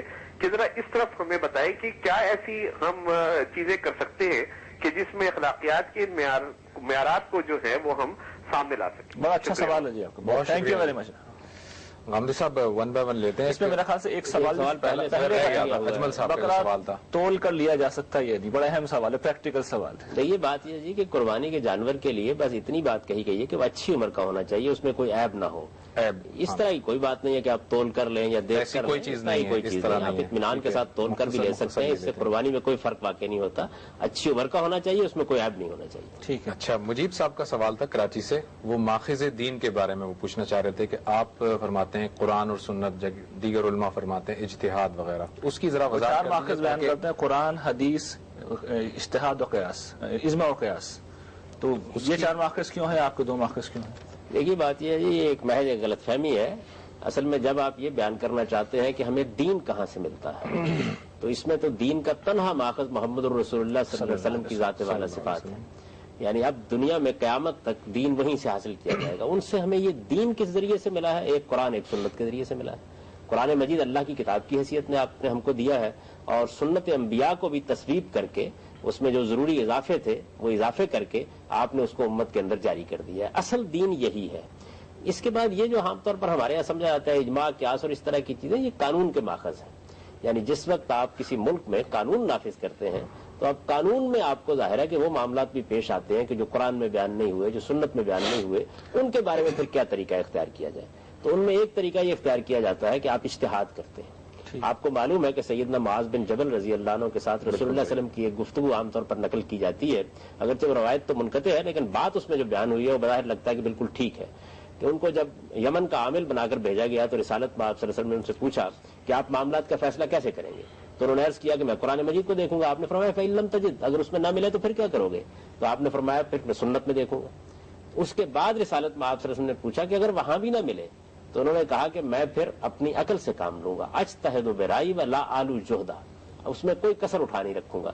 تو اس سے اجتہاد کا تصور پیدا ہوا, یعنی ہم اپنی عقل کو استعمال کر کے ان معاملات میں قانون سازی کریں گے جن معاملات میں قرآن و سنت میں کوئی ہدایت نہیں دی گئی. اجتہاد کی ایک قسم ہے قیاس, یعنی جب آپ اجتہاد کرتے ہیں تو اس میں یہ ہوتا ہے کہ بعض اوقات آپ یہ دیکھتے ہیں کہ اچھا فلاں معاملے میں قرآن کا یہ حکم موجود ہے یا سنت کا یہ حکم موجود ہے, اس سے ملتا جلتا ایک معاملہ پیش آ گیا ہے, تو آپ اس کی علت, جس کو ہمارے فقہا مناط حکم کہتے ہیں, اس کو متعین کرنے کے بعد پھر آپ اس معاملے کو قیاس کر لیتے ہیں. تو اصل میں قیاس اجتہادی کی ایک قسم ہے. اسی طریقے سے جب کسی قیاس پر لوگوں کا اجماع ہو جاتا ہے, اتفاق ہو جاتا ہے, تو وہ قانون کا درجہ حاصل کر لیتا ہے. یہ بالکل ایسی بات ہے جیسے ہمارے ہاں مثال کے طور پر پارلیمنٹ میں اکثریت کی رائے یا اتفاق رائے سے اگر کوئی قانون بن جاتا ہے تو وہ قانون کی حیثیت اختیار کر لیتا ہے, وہ دین نہیں بن جاتا. تو لوگ قانون کے ماخذ اور دین کے ماخذ میں فرق نہیں کرتے. دین کے ماخذ تو قرآن و سنت ہی ہے, اس لیے کہ دین کوئی اور نہیں دے سکتا. دین ابو حنیفہ سے ہم کو نہیں ملا, شافعی سے نہیں ملا, احمد بن حنبل سے نہیں ملا. دین ہم کو محمد الرسول اللہ صلی اللہ علیہ وسلم. یہ غالباً احناف کے ماخذ ہیں, باقی ائمہ کیا انہی چار کو ماخذ مانتے ہیں؟ باقی ائمہ کے ہاں اس سے مختلف بھی ہیں. استصحاب ہے, اسی طریقے سے استحسان ہے, اور بہت سے ماخذ بھی ہیں. مسائل مرسلہ ہیں, بہت تفصیلات ہیں اس کی. ظاہر بات ہے کہ یہ فنی اصطلاحات ہیں اور یہاں ان کا ذکر چھیڑنا موضوع نہیں ہوگا, لیکن اکثر و بیشتر لوگ قیاس کو, اجماع کو باندھتے ہیں. اس کی وجہ یہ ہے کہ جب آپ قانون سازی کر رہے ہوتے ہیں تو ان سب چیزوں کی ضرورت پڑتی ہے. تو جب میں بھی قانون سازی کروں گا تو اس موقع پر بعض مواقع پر میں قیاس کروں گا بعض چیزوں کے بارے میں. اسی طرح سے میں اس اصول کو مانتا ہوں کہ اگر کسی معاملے میں ہمارے ہاں مختلف آراء ہیں اور اس میں سے کسی رائے پر پارلیمنٹ کا اتفاق ہو جاتا ہے تو وہ قانون بن جائے گی. اس کا مطلب یہ نہیں کہ حق و باطل کا فیصلہ ہو جائے گا, قانون بن جائے گی.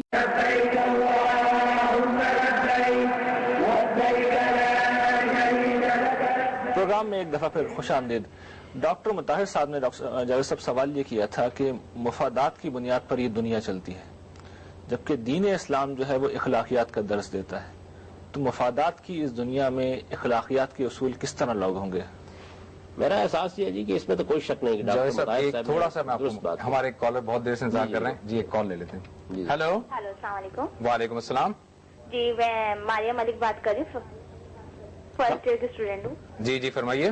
جی یہ سوال یہ کرنا تھا جاوید صاحب سے کہ ایک خاتون یا مرد حج کا ارادہ کرتا ہے تو کیا نام ہے, اب وہ حج کے بجائے اس کے پیسے ایک ضرورت مند کو دے دے, یا پھر ملک میں ابھی یہ جو زلزلہ متاثرین ہیں ان کو دے دیے جائے تو حج کا ثواب اس کو مل سکتا ہے؟ یعنی حج کا ارادہ اس نے کر لیا ہے اور حج کے پیسے وہ کسی کو دے دے. ٹھیک ہے جی جی ٹھیک ہے جی, بہت شکریہ. اچھا یہ ایک اور بات سوال ہے. جی ہیلو السلام علیکم. وعلیکم السلام. جی مجھے یہ سوال کرنا تھا کہ آج کل جس طرح کمیونیکیشن بہت فاسٹ ہے اور ٹریولنگ بہت سیف ہے, جس طرح خواتین ایک جگہ سے دوسری جگہ طویل سفر کر سکتی ہیں تو وہ ایک محرم کے بغیر حج کر سکتی ہیں؟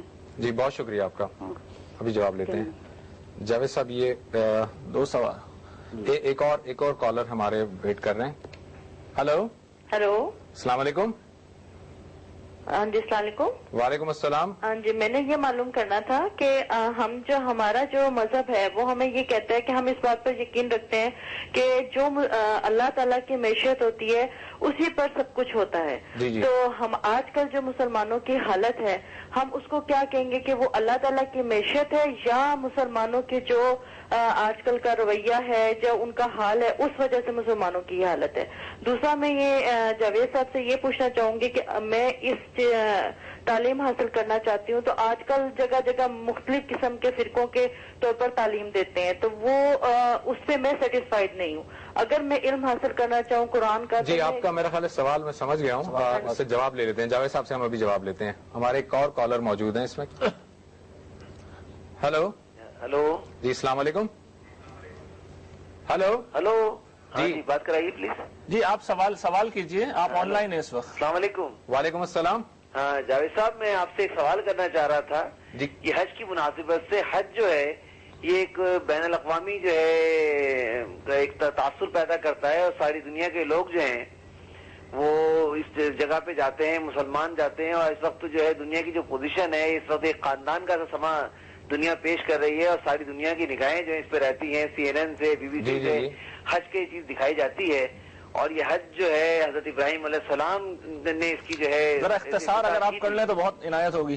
تو جیسا میں یہ پوچھنا چاہ رہا تھا کہ امت مسلمہ اپنے مسائل کے لیے حضرت عیسیٰ علیہ السلام کا انتظار کر رہی ہے, امام مہدی کا انتظار کر رہی ہے, حالانکہ دیکھیں اس وقت ایسی صورتحال پیدا ہوگی کہ ایسا لگ رہا ہے مجھے حقیقت میں کہ ابراہیم علیہ السلام آ رہے ہیں, اور ہم کیوں ابراہیم علیہ السلام کا دین صحیح طرح پیش کر پا رہے ہیں, جبکہ ہمارے نبی صلی اللہ علیہ وسلم کو بھی اللہ تعالیٰ نے قرآن میں. بہت شکریہ, آپ کا سوال واضح ہو گیا, تھینک یو ویری مچ, بہت شکریہ جی.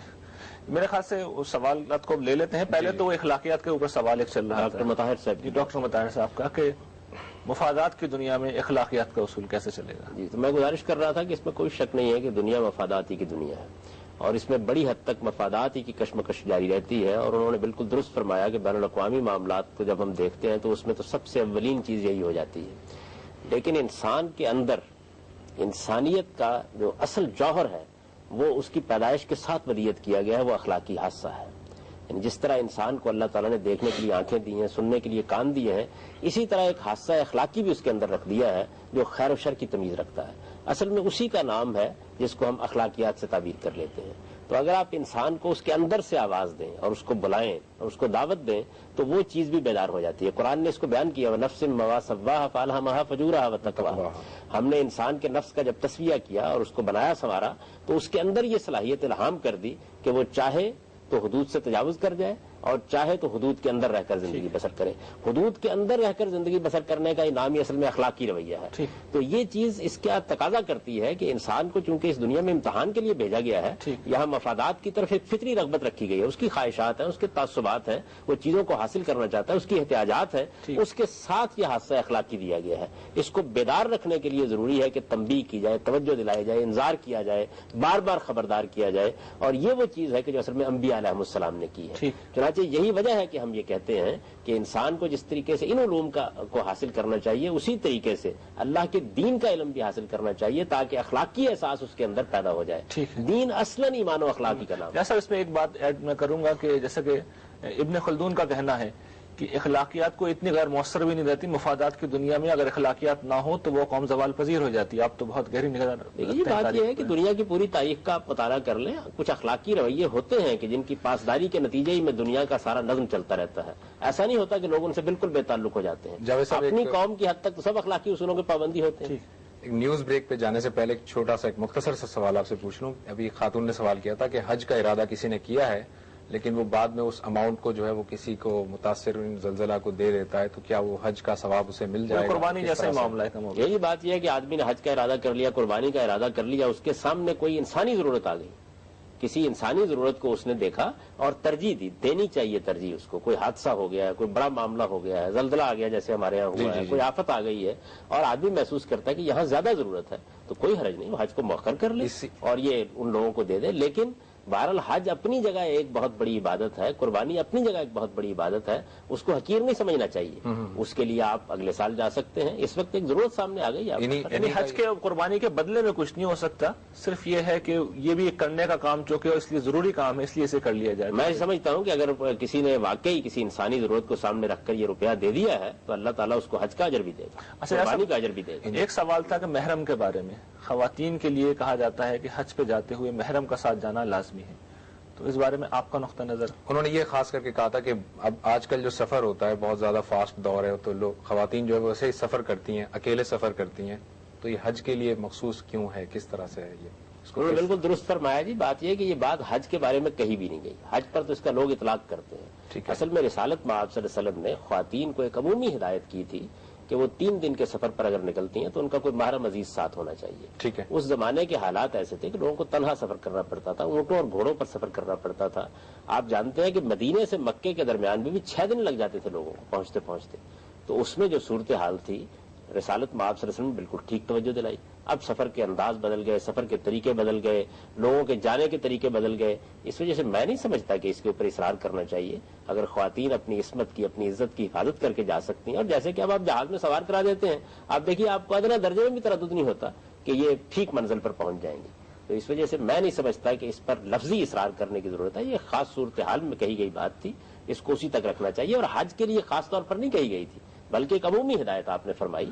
آج بھی اگر کسی جگہ ایسے مواقع ہوں کہ جہاں آپ یہ محسوس کریں کہ کسی عورت پر تہمت لگ جائے گی یا اس کی عزت خطرے میں پڑ جائے گی یا کوئی آدمی کوئی اوباش اس کو تنگ کرے گا تو آپ ظاہر ہے کہ خود بھی جاتے ہیں، ہمارا معزہ بھی جاتے ہیں. تو یہ ہدایت بڑی عمدہ ہدایت ہے، لیکن اس کا ایک محل ہے، ایک موقع ہے. اس کا یہ مطلب نہیں ہے کہ آپ ہر طرح کے حالات پہ اس پر اصرار کریں. ٹھیک ہے. اچھا جیسا صاحب، اس میں ایک پہلو یہ بھی بظاہر نظر آتا ہے ہمیں کہ جو لوگ حج پہ جاتے ہیں تو بالعموم گروپ کی شکل میں جاتے ہیں، اور خواتین بھی جائیں گی تو قریبی اعتماد کے لوگوں میں ہی جائیں گی، اور خواتین ہوتی ہیں مزید. اگلا سوال میرے خیال سے لے لیتے ہیں ہم کہ وہ خاتون نے سوال کیا تھا کہ دینی تعلیم کہاں حاصل کروں، اس لیے کہ ان کا اطمینان نہیں ہو رہا. یہ بڑا اہم سوال ہے لوگوں کا آج کل. دیکھیے جی، یہ بات ان کی درست ہے. اس کی وجہ یہ ہے کہ ہمارے ہاں دینی تعلیم کی جتنی درسگاہیں ہیں وہ اصل میں مختلف مسالک کی درسگاہیں ہیں. ان میں دینی علوم اس طریقے سے نہیں پڑھائے جاتے جس طریقے سے اپنے مسالک کی تعلیم دی جاتی ہے، اپنے مذاہب کی، اپنے خاص نقطہ نظر کی تعلیم دی جاتی ہے. تعلیم تو اصل میں کسی خاص مسلک یا نقطہ نظر کی نہیں ہونی چاہیے. علم کو ان تمام تعصبات سے بالا تر ہو کر لوگوں تک پہنچنا چاہیے. ایسی درسگاہیں بہت کم ہیں، اس میں کوئی شک نہیں. لیکن اگر وہ دین کا علم حاصل کرنا چاہتی ہیں تو ان کے لیے یہ ایک خوشخبری کی بات ہے کہ ہماری اردو زبان میں بہت اعلیٰ درجے کا کام دین پر ہوا ہے. یعنی دین پر جس درجے کا کام اردو زبان میں ہوا ہے کم کسی جگہ. یہیں پر آپ کی گفتگو منقطع ہوتی ہے. ناظرین، ہم جاتے ہیں ایک چھوٹے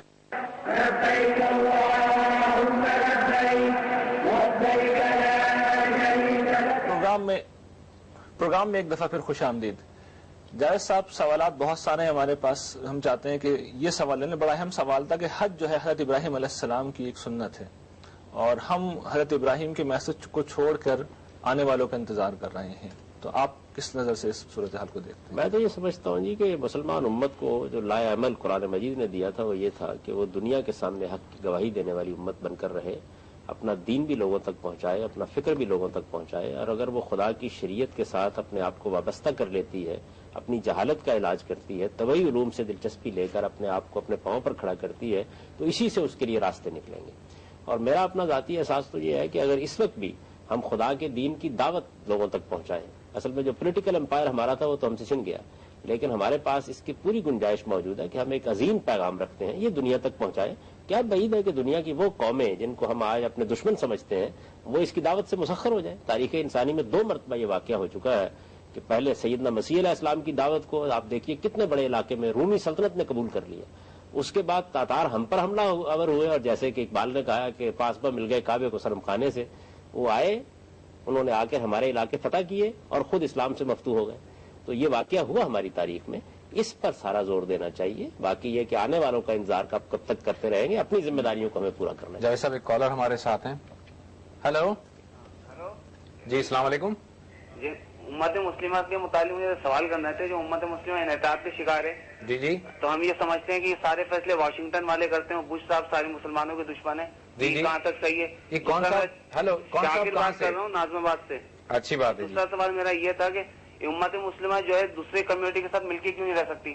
اس کے بعد ہم لوگ جو ہیں مختلف ملکوں میں تقسیم ہو جاتے ہیں، بنگال بن جاتا ہے، پاکستان بن جاتا ہے. اس کا حل کیا ہے؟ ہم اسی طرح رہتے رہیں گے؟ اور تیسرا سوال یہ کہ مہدی اور مسیح کا جو کنسیپٹ اسلام میں ہے.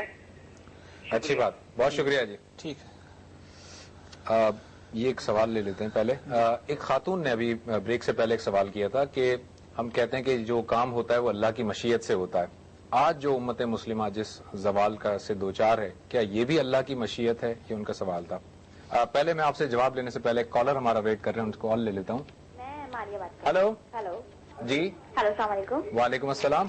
اگر یہ سوال کرنا تھا، اگر ایک شخص جس نے حج کا ارادہ کیا ہے، جی اگر اس کا اچانک انتقال ہو جائے تو اسی پیسے سے اس کی فیملی کا کوئی فرد اس کی جگہ کا حج کر سکتا ہے؟ آپ پہلے اپنے ٹی وی کی آواز بند کر دیجئے. اچھا، ایک منٹ. ہاں، سوال تو واضح ہو گیا میرے خیال سے. میرا سوال یہ ہے کہ اگر ایک شخص جس نے حج کا ارادہ کیا ہے، اگر اس کا اچانک انتقال ہو جائے تو اسی پیسے سے اس کی فیملی کا کوئی فرد اس کی جگہ حج بدل کر سکتا ہے؟ ٹھیک ہے، اس سے مرحوم کو اس کا اتنا ثواب ملے گا. ٹھیک ہے جی، بہت شکریہ. جی جاوید صاحب، مشیت کا میں نے آپ سے سوال کیا تھا کہ اللہ کی مشیت ہی ہے جو مسلمان قوم امت مسلمہ بحیثیت مجموعی جس زوال سے دوچار ہے. یہی بات یہ ہے کہ افراد کے بارے میں اور قوموں کے بارے میں اللہ کا ایک قانون ہے، اس کے مطابق اللہ تعالیٰ اس دنیا میں ان کے ساتھ معاملہ کرتے ہیں. اس کا تعلق اس سے نہیں ہوتا کہ اللہ تعالیٰ کسی کو گرا دیتے ہیں، کسی کو اٹھا دیتے ہیں، تو یہ کوئی الٹپ معاملہ ہے. ان کا ایک قانون ہے، ہدایت کا بھی ایک قانون ہے، گمراہی کا بھی ایک قانون ہے. اور عروج زوال کا بھی ایک قانون ہے. ٹھیک ہے. وہ مختلف وقتوں میں مختلف قوموں کو موقع دیتے ہیں, امتحان سے گزارتے ہیں, پھر اس کے بعد کسی قوم کے اندر کوئی صلاحیت پیدا ہوتی ہے تو اسی کے لحاظ سے اس کے ساتھ معاملہ کرتے ہیں. انہوں نے خود قرآن مجید میں یہ بات بیان کی ہے کہ وہ اپنا معاملہ کسی قوم کے ساتھ اس وقت تک تبدیل نہیں کرتے جب تک کہ اس قومی کے اندر کوئی تبدیلی نہیں آ جاتی. ٹھیک ہے. تو یہ بات اصول کے طور پر سمجھ لینی چاہیے کہ مشیت کا تعلق اس طرح کے اخلاقی معاملات سے نہیں ہے. اللہ نے یہ عالم اسباب بنایا ہے, اس میں تو کوئی شک ہی نہیں ہے کہ اللہ کا اذن ہوگا, اللہ تعالیٰ کی مرضی ہوگی تو اس کے ساتھ ہی دنیا ساری چل رہی ہے, اس میں تو کوئی شبہ نہیں. لیکن اسی پروردگار نے اپنی مرضی اور مشیت کے تحت, اپنے اذن کے تحت کچھ اصول بنائے ہیں, کچھ قاعدے بنائے ہیں. ان قاعدوں اور اصولوں کی اللہ خلاف ورزی نہیں کرتے, ان کے مطابق معاملہ کر رہے ہوتے ہیں. جاوید صاحب, ایک مجیب صاحب کا ایک سوال تھا, وہ تصوف کے بارے میں یا طریقت کے بارے میں کچھ پوچھنا. سوال یہ تھا کہ تصور دین جو ہے اس کے حوالے سے ان کا سوال تھا کہ تزکیہ نفس دین کا مقصود ہے یا یہ کہ حکومت الہیہ قائم کرنا, یہ ان کا سوال. یہ بات خود قرآن مجید نے واضح کر دی ہے کہ تمام انبیاء علیہ السلام اسی لیے آئے کہ وہ انسانوں کو پیوریفائی کریں, انسان کی انفرادی زندگی کو بھی وہ پاکیزہ بنائیں اور اس کی اجتماعی زندگی کو بھی پاکیزہ بنائیں. اصل میں تزکیہ کیا ہے؟ پاکیزہ بنانا, پاکیزگی کی طرف نشو و نما دینا, یہ دونوں معنی تزکیے میں پائے جاتے ہیں. تو تمام انبیاء علیہ السلام کے نزدیک یہی مقصد ہے. جب آپ سوسائٹی کو پاکیزہ بناتے ہیں, آپ فرد کو پاکیزہ بناتے ہیں, آپ اجتماعی نظام کو پاکیزہ بناتے ہیں, تو اس کا ایک نتیجہ یہ نکلتا ہے کہ اچھی حکومتیں بھی قائم ہو جاتی ہیں. بالکل صحیح. تو اصل میں دین کا ہدف یہ ہے, دین آپ کو پیوریفائی کرنا چاہتا ہے, آپ کو اخلاقی وجود بنا کر دنیا میں رکھنا چاہتا ہے. جیسے ڈاکٹر مطاہر صاحب نے پوچھا تھا نا ابھی, یعنی مفادات کی اس دنیا کے اندر وہ آپ کے اخلاقی وجود کو بیدار کرتا ہے, متربع کرتا ہے, اور یہ چاہتا ہے کہ آپ اس کو دنیا کی ساری باقی چیزوں کے اوپر غلبہ دے کر رہیں. یہ اصل میں دین کا میسج ہے اور اسی کو دین کا مقصود سمجھیں. انہی کے ساتھ ایک طالب علم کا سوال تھا کہ وطر سے متعلق اس نے سوال کیا تھا کہ وطر واجب ہے یا فرض ہے, اور کیا وطر کے بعد کوئی اور نماز ہم پڑھ سکتے ہیں کہ نہیں؟ مختصر سا. دیکھیے جی, بات یہ ہے اس معاملے میں ہمارے جو فقہا ہیں, خاص طور پر حنفی فقہا, انہوں نے وطر کو واجب قرار دیا. ان کے ہاں واجب ایک خاص اصطلاح ہے. باقی جو ہمارے ائمہ ہیں ان کے ہاں دو ہی چیزیں ہوتی ہیں عبادات میں. ایک یہ کہ وہ عبادات جن کو آپ کریں گے تو اللہ تعالیٰ اجر عطا فرمائے گا, اگر آپ نہیں کریں گے تو اللہ تعالیٰ مواخذہ کرے گا, پوچھے گا, مسئول ٹھہرائے گا, وہ فرض کہتے ہیں اس کو. اور وہ عبادات کہ آپ کریں گے تو اجر ملے گا, نہیں کریں گے تو اللہ مواخذہ نہیں فرمائیں گے, پوچھیں گے نہیں, پرسش نہیں کریں گے, ان کو نفل کہا جاتا ہے. وہ میرا ذاتی رجحان یہ ہے کہ یہ جو باقی ائمہ کی تقسیم ہے یہ زیادہ بہتر ہے, اور احادیث کے بھی یہی مطابق ہے, قرآن مجید کے بھی یہی مطابق ہے. حنفی فقہا البتہ واجب کی ایک نئی اصطلاح وضع کرتے ہیں, اور فرض کے درمیان اور سنت کے درمیان اور مستحب کے درمیان ایک واجب کی تعبیر بھی اختیار کرتے ہیں, وہ وطر کو واجب کہتے ہیں. میں جہاں تک تحقیق کر سکا ہوں, یہ وطر اصل میں تہجد کی نماز ہے. تہجد کی نماز کے بارے میں قرآن نے صراحت کر دی ہے کہ یہ ایک نفل نماز ہے. رسالت میں آپ صلی اللہ علیہ وسلم پر یہ فرض تھی, باقی مسلمانوں پر یہ نفل کی حیثیت سے ایک بڑی اعلیٰ غیر معمولی نماز کے طور پر اللہ تعالیٰ نے اس کو مشروع فرمایا ہے. تو اگر ہم اس عبادت کو اپنی زندگی کا محور و مرکز بناتے ہیں تو اس کے نتیجے میں ظاہر بات ہے کہ آدمی کو جو پاکیزگی رات کے وقت میں حاصل ہوتی ہے وہ کسی اور نماز سے حاصل نہیں. بالکل صحیح ہے. بڑی غیر معمولی اہمیت ہے اس کی. اس نماز کے بارے میں رسول اللہ صلی اللہ علیہ وسلم سے بعض لوگوں نے یہ پوچھا کہ ہمارے لیے اٹھنے میں دقت ہوتی ہے تو ہم عشاء کے بعد پڑھ لیا کریں, تو آپ نے اس کی اجازت دے دی. اصل میں وطر یہی ہے, یعنی ہم تہجد پڑھتے ہیں. اصل میں وہ تہجد کی نماز کے بارے میں قاعدہ یہ نہیں وطر کی جائے گی, وہ ہر حال میں طاق پڑھی جائے گی, جفت نہیں پڑھی جائے گی. کراچی سے ہمارے ایک کالر کا سوال تھا کہ یہ جو امت مسلمہ ہے یہ اس وقت ملکوں میں جیسے پاکستان اور بنگال کی انہوں نے مثال دی, اس طرح سے کیوں ہے وہ بحیثیت؟ اور اسی سوال کا دوسرا حصہ یہ تھا کہ امت کے فیصلے تو ہیں وہ واشنگٹن میں ہوتے ہیں, ان کا کہنا یہ تھا. تو اس صورتحال میں بہتری کے لیے کیا کیا جا سکتا ہے؟ دیکھیے جی, بات یہ ہے کہ اس میں کوئی حرج کی بات نہیں ہے کہ آپ مختلف ملکوں میں بٹ کر رہے ہیں. اصل چیز یہ ہے کہ آپ اپنی اقتصادی حالت بہتر بنائیں, اپنی علمی حالت بہتر بنائیں. جب آپ کی اقتصادی حالت, آپ کی علمی حالت بہتر ہو جائے گی تو اس کے لازمی نتیجے کے طور پر اتحاد کے مواقع بھی پیدا ہوں گے. آپ دیکھ رہے ہیں کہ یورپی یونین کس طریقے سے وجود پذیر ہو رہی ہے. وہ کیا چیز ہے جو اس کو وجود پذیر کرنے کا باعث بن رہی ہے؟ وہ لوگ کم و بیش ایک سطح پر آ گئے ہیں, یعنی اپنی ترقی کے لحاظ سے ایک سطح پر آ گئے ہیں, اپنے علم کے لحاظ سے ایک سطح پر آ گئے ہیں, اپنے لوگوں کی تعمیر کے لحاظ سے ایک سطح پر آ گئے ہیں. تو اس جگہ پر مسلمہ آ جائے گی تو اس کے بھی نتیجے اچھے نکلیں گے. اچھا, حج بدل سے متعلق ایک سوال تھا ایک خاتون کا کہ اگر کسی شخص نے حج کا ارادہ کیا لیکن اس کا ابھی حج نہیں ہوا اور اس کا انتقال ہو جاتا ہے تو اس کے پیسوں سے اس کے خاندان کا کوئی فرد اس کی جگہ حج بدل کر سکتا ہے, اور کیا وہ اس کی طرف سے ہو جائے گا؟ کر سکتا ہے. ظاہر ہے اس کا انتقال ہو گیا, اس نے ارادہ کیا ہوا تھا, اللہ تعالیٰ اس کے ارادے کا اس کو اجر عطا فرمائیں گے, اور یہ اگر حج کرنے کے لیے جائے گا تو اس کو بھی اجر ملے گا اس کا. تو اس میں کوئی حرج کی بات نہیں. اس میں کوئی حرج کی بات نہیں. ڈاکٹر صاحب ہم سوال آپ سے جو کیا تھا اصل میں جو ہمارے پروگرام کے حوالے سے تھا وہ یہ امت کے حالات کے اعتبار سے تھا. آپ نے بتایا کہ غربت و جہالت جو ہے وہ بنیادی مسائل ہیں. اسی طریقے سے علم سطح پہ آپ نے بتایا کہ قرآن کریم سے جو بے اتنائی کا رویہ ہے.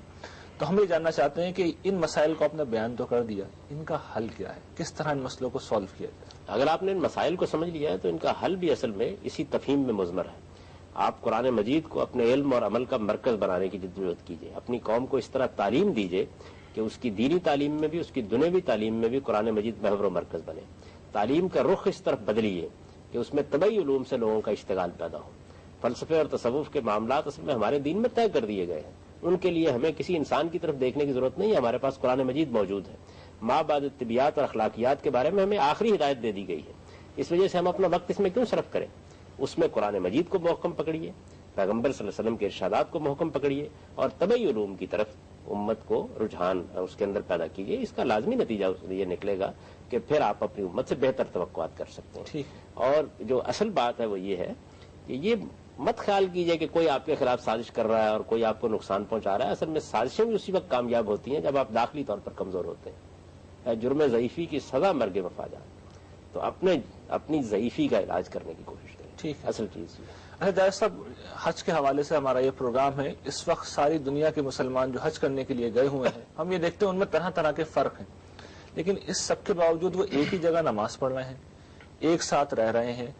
جتنے بھی مسالے کے اختلافات ہیں وہ ختم ہو گئے ہیں. یہ مسلمان جب اپنے ملکوں میں لوٹتے ہیں تو ہم یہ دیکھتے ہیں, خاص طور پر پاکستان کے پس منظر میں بات کر رہا ہوں, کہ فرقہ واریت ایک بہت بڑا مسئلہ ہے. یہاں الگ الگ مسجدیں ہیں, وہاں سب حرم میں ایک ہی امام کے پیچھے نماز پڑھ رہے ہیں. بلکہ نہ صرف پڑھ رہے ہیں, اپنے اپنے طریقوں سے بھی پڑھ رہے ہیں. کوئی ہاتھ باندھ کے بھی وہیں پڑھ رہا ہے, کوئی ہاتھ چھوڑ کر بھی وہیں پڑھ رہا ہے, اور کوئی کسی پر اعتراض نہیں کرتا. کوئی اعتراض نہیں کرتا وہاں پر. میں تو یہ محسوس کرتا ہوں جب سے اللہ تعالیٰ نے یہ ذرائع مواصلات پیدا کیے ہیں اور لوگ بڑی تعداد میں حج کے لیے جانے لگے ہیں, عام مسلمانوں کے ہاں فرقہ بندی اور تعصبات میں کمی آئی ہے. لیکن ہمارا چونکہ دینی تعلیم کا نظام ایسا ہے کہ اس میں سارا زور انہی چیزوں پر ہے. مسلکی مدارس ہم نے قائم کر رکھے ہوئے ہیں, اپنے مسلکی کی ہم تعلیم دیتے ہیں. جب تک ہم اپنی تعلیم کی اصلاح نہیں کرتے اس وقت تک یہ چیز ختم نہیں ہو سکتی. دو بنیادی وجوہ ہیں ہمارے یہاں فرقہ بندی کی. ایک وجہ یہ ہے کہ آپ نے اپنی دینی تعلیم کو کبھی بھی ریاست کی سطح پر, مسلمان معاشرے کی سطح پر اپنے خیالات, اپنی توجہات کا مرکز نہیں بنایا. آپ اس کی اصلاح کیجیے. یہ آخر آپ کس طریقے سے گوارا کرتے ہیں کہ ایک بچے کو 5 سال کی عمر میں دینی مدرسے میں بھیج دیا جائے؟ دنیا میں جتنے علوم کی بھی تعلیم دی جاتی ہے ان میں پہلے آپ عمومی تعلیم دیتے ہیں, general education, broad base education ہے. یہ آپ FA/FSC تک دیتے ہیں, اس کے بعد جا کر اختصاص کی تعلیم شروع ہوتی ہے. تو یہی معاملہ دینی تعلیم میں بھی کرنا چاہیے. یعنی پہلے ایک عمومی تعلیم آپ بچوں کو دیں, پھر اس کے بعد پھر یہ کہ دینی تعلیم کن چیزوں کی دی جائے اس کی اصلاح کیجیے. قرآن کی دی جائے, حدیث کی دی جائے, اسلام بحیثیت مجموعی ان کو سکھایا جائے, سیرت النبی ان کو پڑھائی جائے, خلافت راشدہ کی تاریخ ان کو بتائی جائے. یہ اصل چیزیں ہیں, نہ کہ مختلف مسالک اور ان کی فقہ. مختلف مسالک اور ان کی فقہ بھی پڑھانے کا یہ طریقہ اختیار کیا جائے. جیسے مثال کے طور پر بدایت المجتہد میں ابن رشد نے اختیار کیا ہے کہ مسئلہ بتایا, اس میں مختلف پہلو کیا ہو سکتے ہیں ان کے بارے میں ایجوکیٹ کیا, پھر اس کے بعد شروع کریں گے. لیکن ایک کال ہم لے رہے ہیں. جی ہیلو. جی فرمائیے. جب کوئی آپ کون ہیں, کہاں سے بات کر رہی ہیں, بتائیں. میرا سوال یہ ہے, جب کوئی میرا نام یہ ہے. جی جی میں صاحب کو مان جاؤں. جی جی فرمائیے, سوال کیجیے. جب کوئی بہن حج کرتے ہیں تو ان کے ساتھ بعض اوقات ان کے بچے چھوٹے, یعنی جو 5 یا 6 ماہ کے ہوتے ہیں, تو ان کا حج ہوتا ہے. ٹھیک ہے جی, بہت شکریہ. جیسا سوال کو آپ کنٹینیو کر لیجئے کہ ابن رشد کے حوالے سے آپ بتا رہے تھے. جی میں عرض کر رہا تھا کہ جس طریقے سے انہوں نے فقہ کی کتاب مرتب کی, کہ یہ نہیں کیا کہ وہ حنفی نقطہ نظر بیان کر دیا یا شافعی نقطہ نظر بیان کر دیا. انہوں نے بتایا یہ مسئلہ ہے, اس کے یہ دلائل ہیں, اس میں مختلف اہل علم میں یہ آراء قائم کی. اگر آپ اس طریقے سے فقہ بھی پڑھائیں گے تو لوگوں میں وسعت نظر پیدا ہوگی. ہمارے دینی مدارس میں یہ طریقہ اختیار نہیں کیا جاتا. دوسری وجہ جو اس کی فرقہ بندی کی بنی ہے وہ یہ ہے کہ اسلامی قانون کے مطابق مساجد ہمیشہ ریاست کے اہتمام میں ہوتی ہیں, اور ریاست کے اہتمام میں جب مسجدیں ہوتی ہیں, جمعے کا خطبہ خود حکمران یا ان کے مقامی نائبین دیتے ہیں, اور خاص طور پر جمعے کے ممبر پر کسی اور کے لیے کھڑا ہونے کی کوئی گنجائش نہیں رہنے دی جاتی, تو اس کا نتیجہ یہ نکلتا ہے کہ مسلمانوں کی ایک عمومی وحدت اس کے نتیجے میں پیدا ہو جاتی ہے. اس لیے کہ ریاست تو بہرحال سب مسلمانوں کی نمائندگی کرتی ہے. ہمارے ہاں یہ ہوا ہے کہ ہم نے مسجد علماء کے سپرد کر دی ہیں, اس سے ان کی ریاست وجود میں آ گئی ہے. ظاہر جمعے کا ممبر ان کے پاس ہے, اس کا نتیجہ یہ نکلتا ہے کہ پھر ان کی حفاظت کے لیے مسالک اور زیادہ محکم ہو جاتے ہیں. تو یہ 2 وجوہ ہیں. اور میرے نزدیک دونوں میں جو اصل غلطی ہوئی ہے وہ یہ ہے کہ ایک طرف ہم نے اپنی دینی تعلیم کو اپنی توجہات کا مرکز بنا کے اس کی اصلاح نہیں کی، اور دوسری جانب مسجدوں کے معاملے میں یہ بے اعتنائی برتی ہے. یہ پورے مسلمان معاشرے کو ان کا نظم سنبھالنا چاہیے اور اس کی نمائندگی حکومت کرتی ہے، نہ کہ یہ مختلف علماء کے آپ سپورٹ کرتے ہیں. ایک سوال تھا جاوید صاحب، ایک وہ یہ کہ چھوٹے بچوں کا جو حج ہے، یعنی والدین حج کرنے جا رہے ہیں، اپنے ساتھ معصوم بچوں کو بھی حج کے لیے لے جا رہے ہیں، تو وہ ان کا آپ بتائیے کہ ان کے حج کی نوعیت کیا ہوگی؟ سوال کا جواب خود رسالت میں آپ صلی اللہ علیہ وسلم نے دے دیا ہے. آپ سے ایک خاتون نے پوچھا، اس نے اپنے بچے کو کندھے پر بٹھایا ہوا تھا، تو اس نے پوچھا کہ میں اس کو حج کرا دوں؟ آپ نے فرمایا ضرور کراؤ، لیکن اجر تمہیں ہی ملے گا. اجر انہیں کو ملے گا. ظاہر بات ہے کہ یہ اپنی جگہ ایک بڑا نیکی کا یعنی وہ بڑے ہوں گے تو انہیں حج کرنا پڑے گا. ظاہر بات، یعنی وہ حج ان کا فرض جو ہے وہ ساقط نہیں ہو جائے گا، وہ جب بالغ ہوں گے تو اس کے بعد حج کریں گے. استطاعت ہوگی، جب بالغ ہوں گے تو حج انہیں کرنا ہے. یہ اصل میں ایک محبت کا طریقہ ہے کہ آپ ایک اللہ کی عبادت پہ اپنے بچے کو بھی شریک کر لیتے ہیں. تو آپ نے فرمایا اجر تمہیں ملے گا. اجر نہیں کو ملے گا.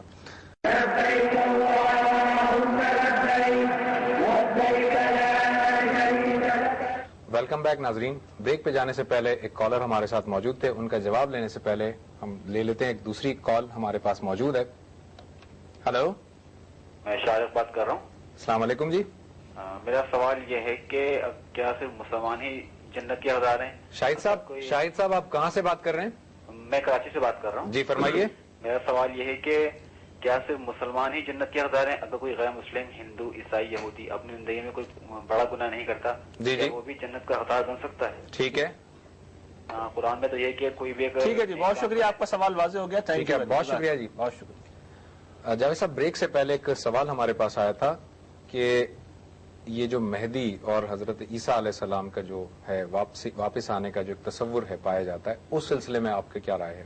یہی بات یہ ہے کہ اس معاملے میں اہل علم کے مابین بہت سے اختلافات رہے ہیں. بہت سے لوگوں نے اپنی تحقیق بیان کی ہے اور یہ بتایا ہے کہ اس میں ان کا نقطہ نظر کیا ہے. میں یہ سمجھتا ہوں کہ اس سے گریز کر کے کہ آپ مہدی اور مسیح کی بحثوں میں الجھے، یہ دیکھنا چاہیے کہ ہماری ذمہ داریاں کیا ہیں، ہمیں کیا کام کرنا ہے. یعنی اس معاشرے کے اندر ہم اگر مسلمان کی حیثیت سے جینا چاہتے ہیں تو ہمیں اللہ تعالیٰ نے کن چیزوں کا پابند کیا ہے. اسلام کا معاملہ کسی مستقبل پر معلق رکھا گیا. آپ کے پاس اللہ کی کتاب موجود ہے، پیغمبر کی سنت موجود ہے، دین ہمارا بالکل مکمل ہو چکا ہے. اس میں نہ کسی نے کوئی اضافہ کرنا ہے آ کے، نہ کوئی کمی کرنی ہے آ کے، نہ رسالت میں آپ صلی اللہ علیہ وسلم کی تعلیمات میں کسی نے کوئی تبدیلی کرنی ہے. جب وہ ہمارے پاس موجود ہے تو ہم اس کو محکم کیوں نہ پکڑیں. ایک اور کال ہم لے لیتے ہیں. ہلو جی، السلام علیکم. وعلیکم السلام. جی، میں لاہور سے فرحانہ بات کر رہی ہوں. جی میرا سوال ہے کہ ایک حدیث ہے کہ جو حج کرتا ہے وہ ایسے ہو جاتا ہے جیسے ابھی دنیا میں آئے. جی جی، اس سے کیا اس کا مطلب؟ جی بہت شکریہ آپ کا.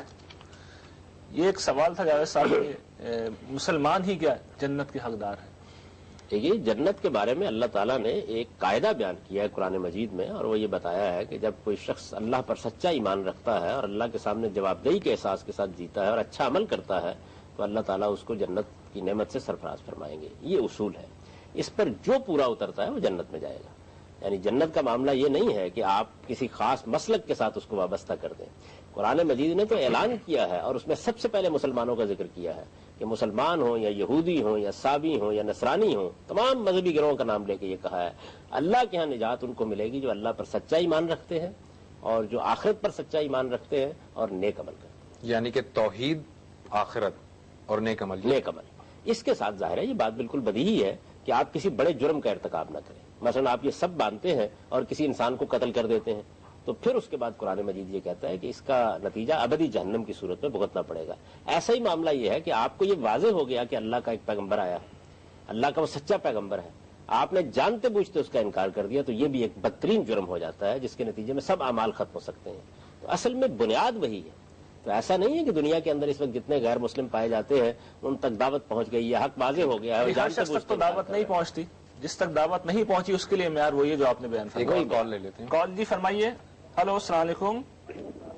ہلو جی جی السلام علیکم. ذرا فرمائیے کون ہے، کہاں سے بات کر رہے ہیں؟ جی، میرا سوال یہ ہے کہ ایک سوال یہ آیا تھا کہ حضرت عیسیٰ یا امام مہدی کے بارے میں جو خبر موجود ہے جی جی وہ جاوید صاحب نے فرمایا کہ ہمیں اس بحث میں نہیں الجھنا چاہیے. جی جی، اگر خدا تعالیٰ نے یہ بتایا کہ مہدی کو آنا ہے تو ہمیں اس بحث میں کیوں نہیں الجھنا چاہیے؟ آپ کون سا بول رہے ہیں؟ کون سا بول رہے ہیں؟ شاہد ہے جی، لاہور سے بات کر رہا ہوں. بہت شکریہ جی.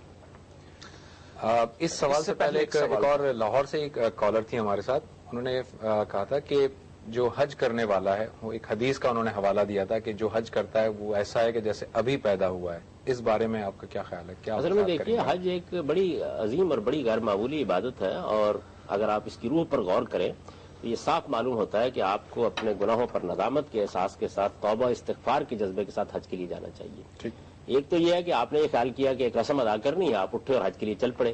اگر ایک آدمی یہ سمجھتا ہے کہ میں اللہ کی بارگاہ میں جا رہا ہوں، اللہ تعالیٰ نے مجھے بلایا ہے اور میں لبیک اللہم لبیک کہتے ہوئے یہ سفر کر رہا ہوں، اور پھر آپ دیکھیے کہ وہ کیا کرتا ہے. یعنی وہ دنیا سے ہاتھ اٹھاتا ہے، بالکل برہنہ سر اور برہنہ پا وہ خدا کے راستے پر چل نکلتا ہے، 2 چادریں اوڑھ لیتا ہے، اس طرح گویا دنیا کو چھوڑ کر وہ اپنے پروردگار کی طرف متوجہ ہوتا ہے. تو یہ توبہ استغفار ہے جو اصل میں اس کی روح ہے، کہ آپ نے اپنے گناہوں سے توبہ کی، آپ نے یہ وعدہ کیا، یہ عزم کیا کہ اب آپ اللہ کی ہدایات کے مطابق زندگی بسر کریں گے. تو اس کے بعد تو ظاہر بات ہے کہ آدمی کو ایسے ہی ہو جانا چاہیے جیسے وہ آج ماں کے پیٹ سے پیدا ہوا ہے. اللہ تعالیٰ کا یہ بڑا کرم ہے کہ آپ جب چاہیں زندگی میں جس وقت چاہیں توبہ استغفار کر کے اپنے آپ کو یہی صورت دے سکتے ہیں. تو حج میں یہ توبہ استغفار اصل میں غیر معمولی اہمیت اختیار کر لیتی ہے. آپ سفر کرتے ہیں، آپ جاتے ہیں، آپ بیت اللہ کا طواف کرتے ہیں، آپ شیطان کے خلاف جنگ میں شریک ہوتے ہیں. اتنا بڑا عمل کرنے کے بعد بھی اگر آدمی اس طرح گناہوں سے پاک نہ ہو تو پھر کس چیز سے پاک ہوگا؟ لیکن عزم ضروری ہے، عزم، ارادہ، ندامت ہو، گناہوں کا احساس ہو، آدمی توبہ استغفار کے جذبے کے ساتھ حج کرے. لاہور ہی سے ہمارے ایک دوسرے کالر تھے، ان کا سوال پہلے ایک کال لے لیتا ہوں میں. ہیلو جی، السلام علیکم. وعلیکم السلام. میں جی لاہور سے مسز شہزاد بول رہی ہوں. جی فرمائیے. میرا سوال جاوید صاحب سے یہ ہے کہ کیا قربانی کا گوشت اور زکوٰۃ ہم غیر مسلموں کو دے سکتے ہیں؟ کیونکہ ہمارے گھروں میں زیادہ تر ملازم تو غیر مسلم ہی ہوتے ہیں. اچھی بات. تو اس بارے میں ان کی کیا رائے؟ بہت شکریہ جی، بہت شکریہ.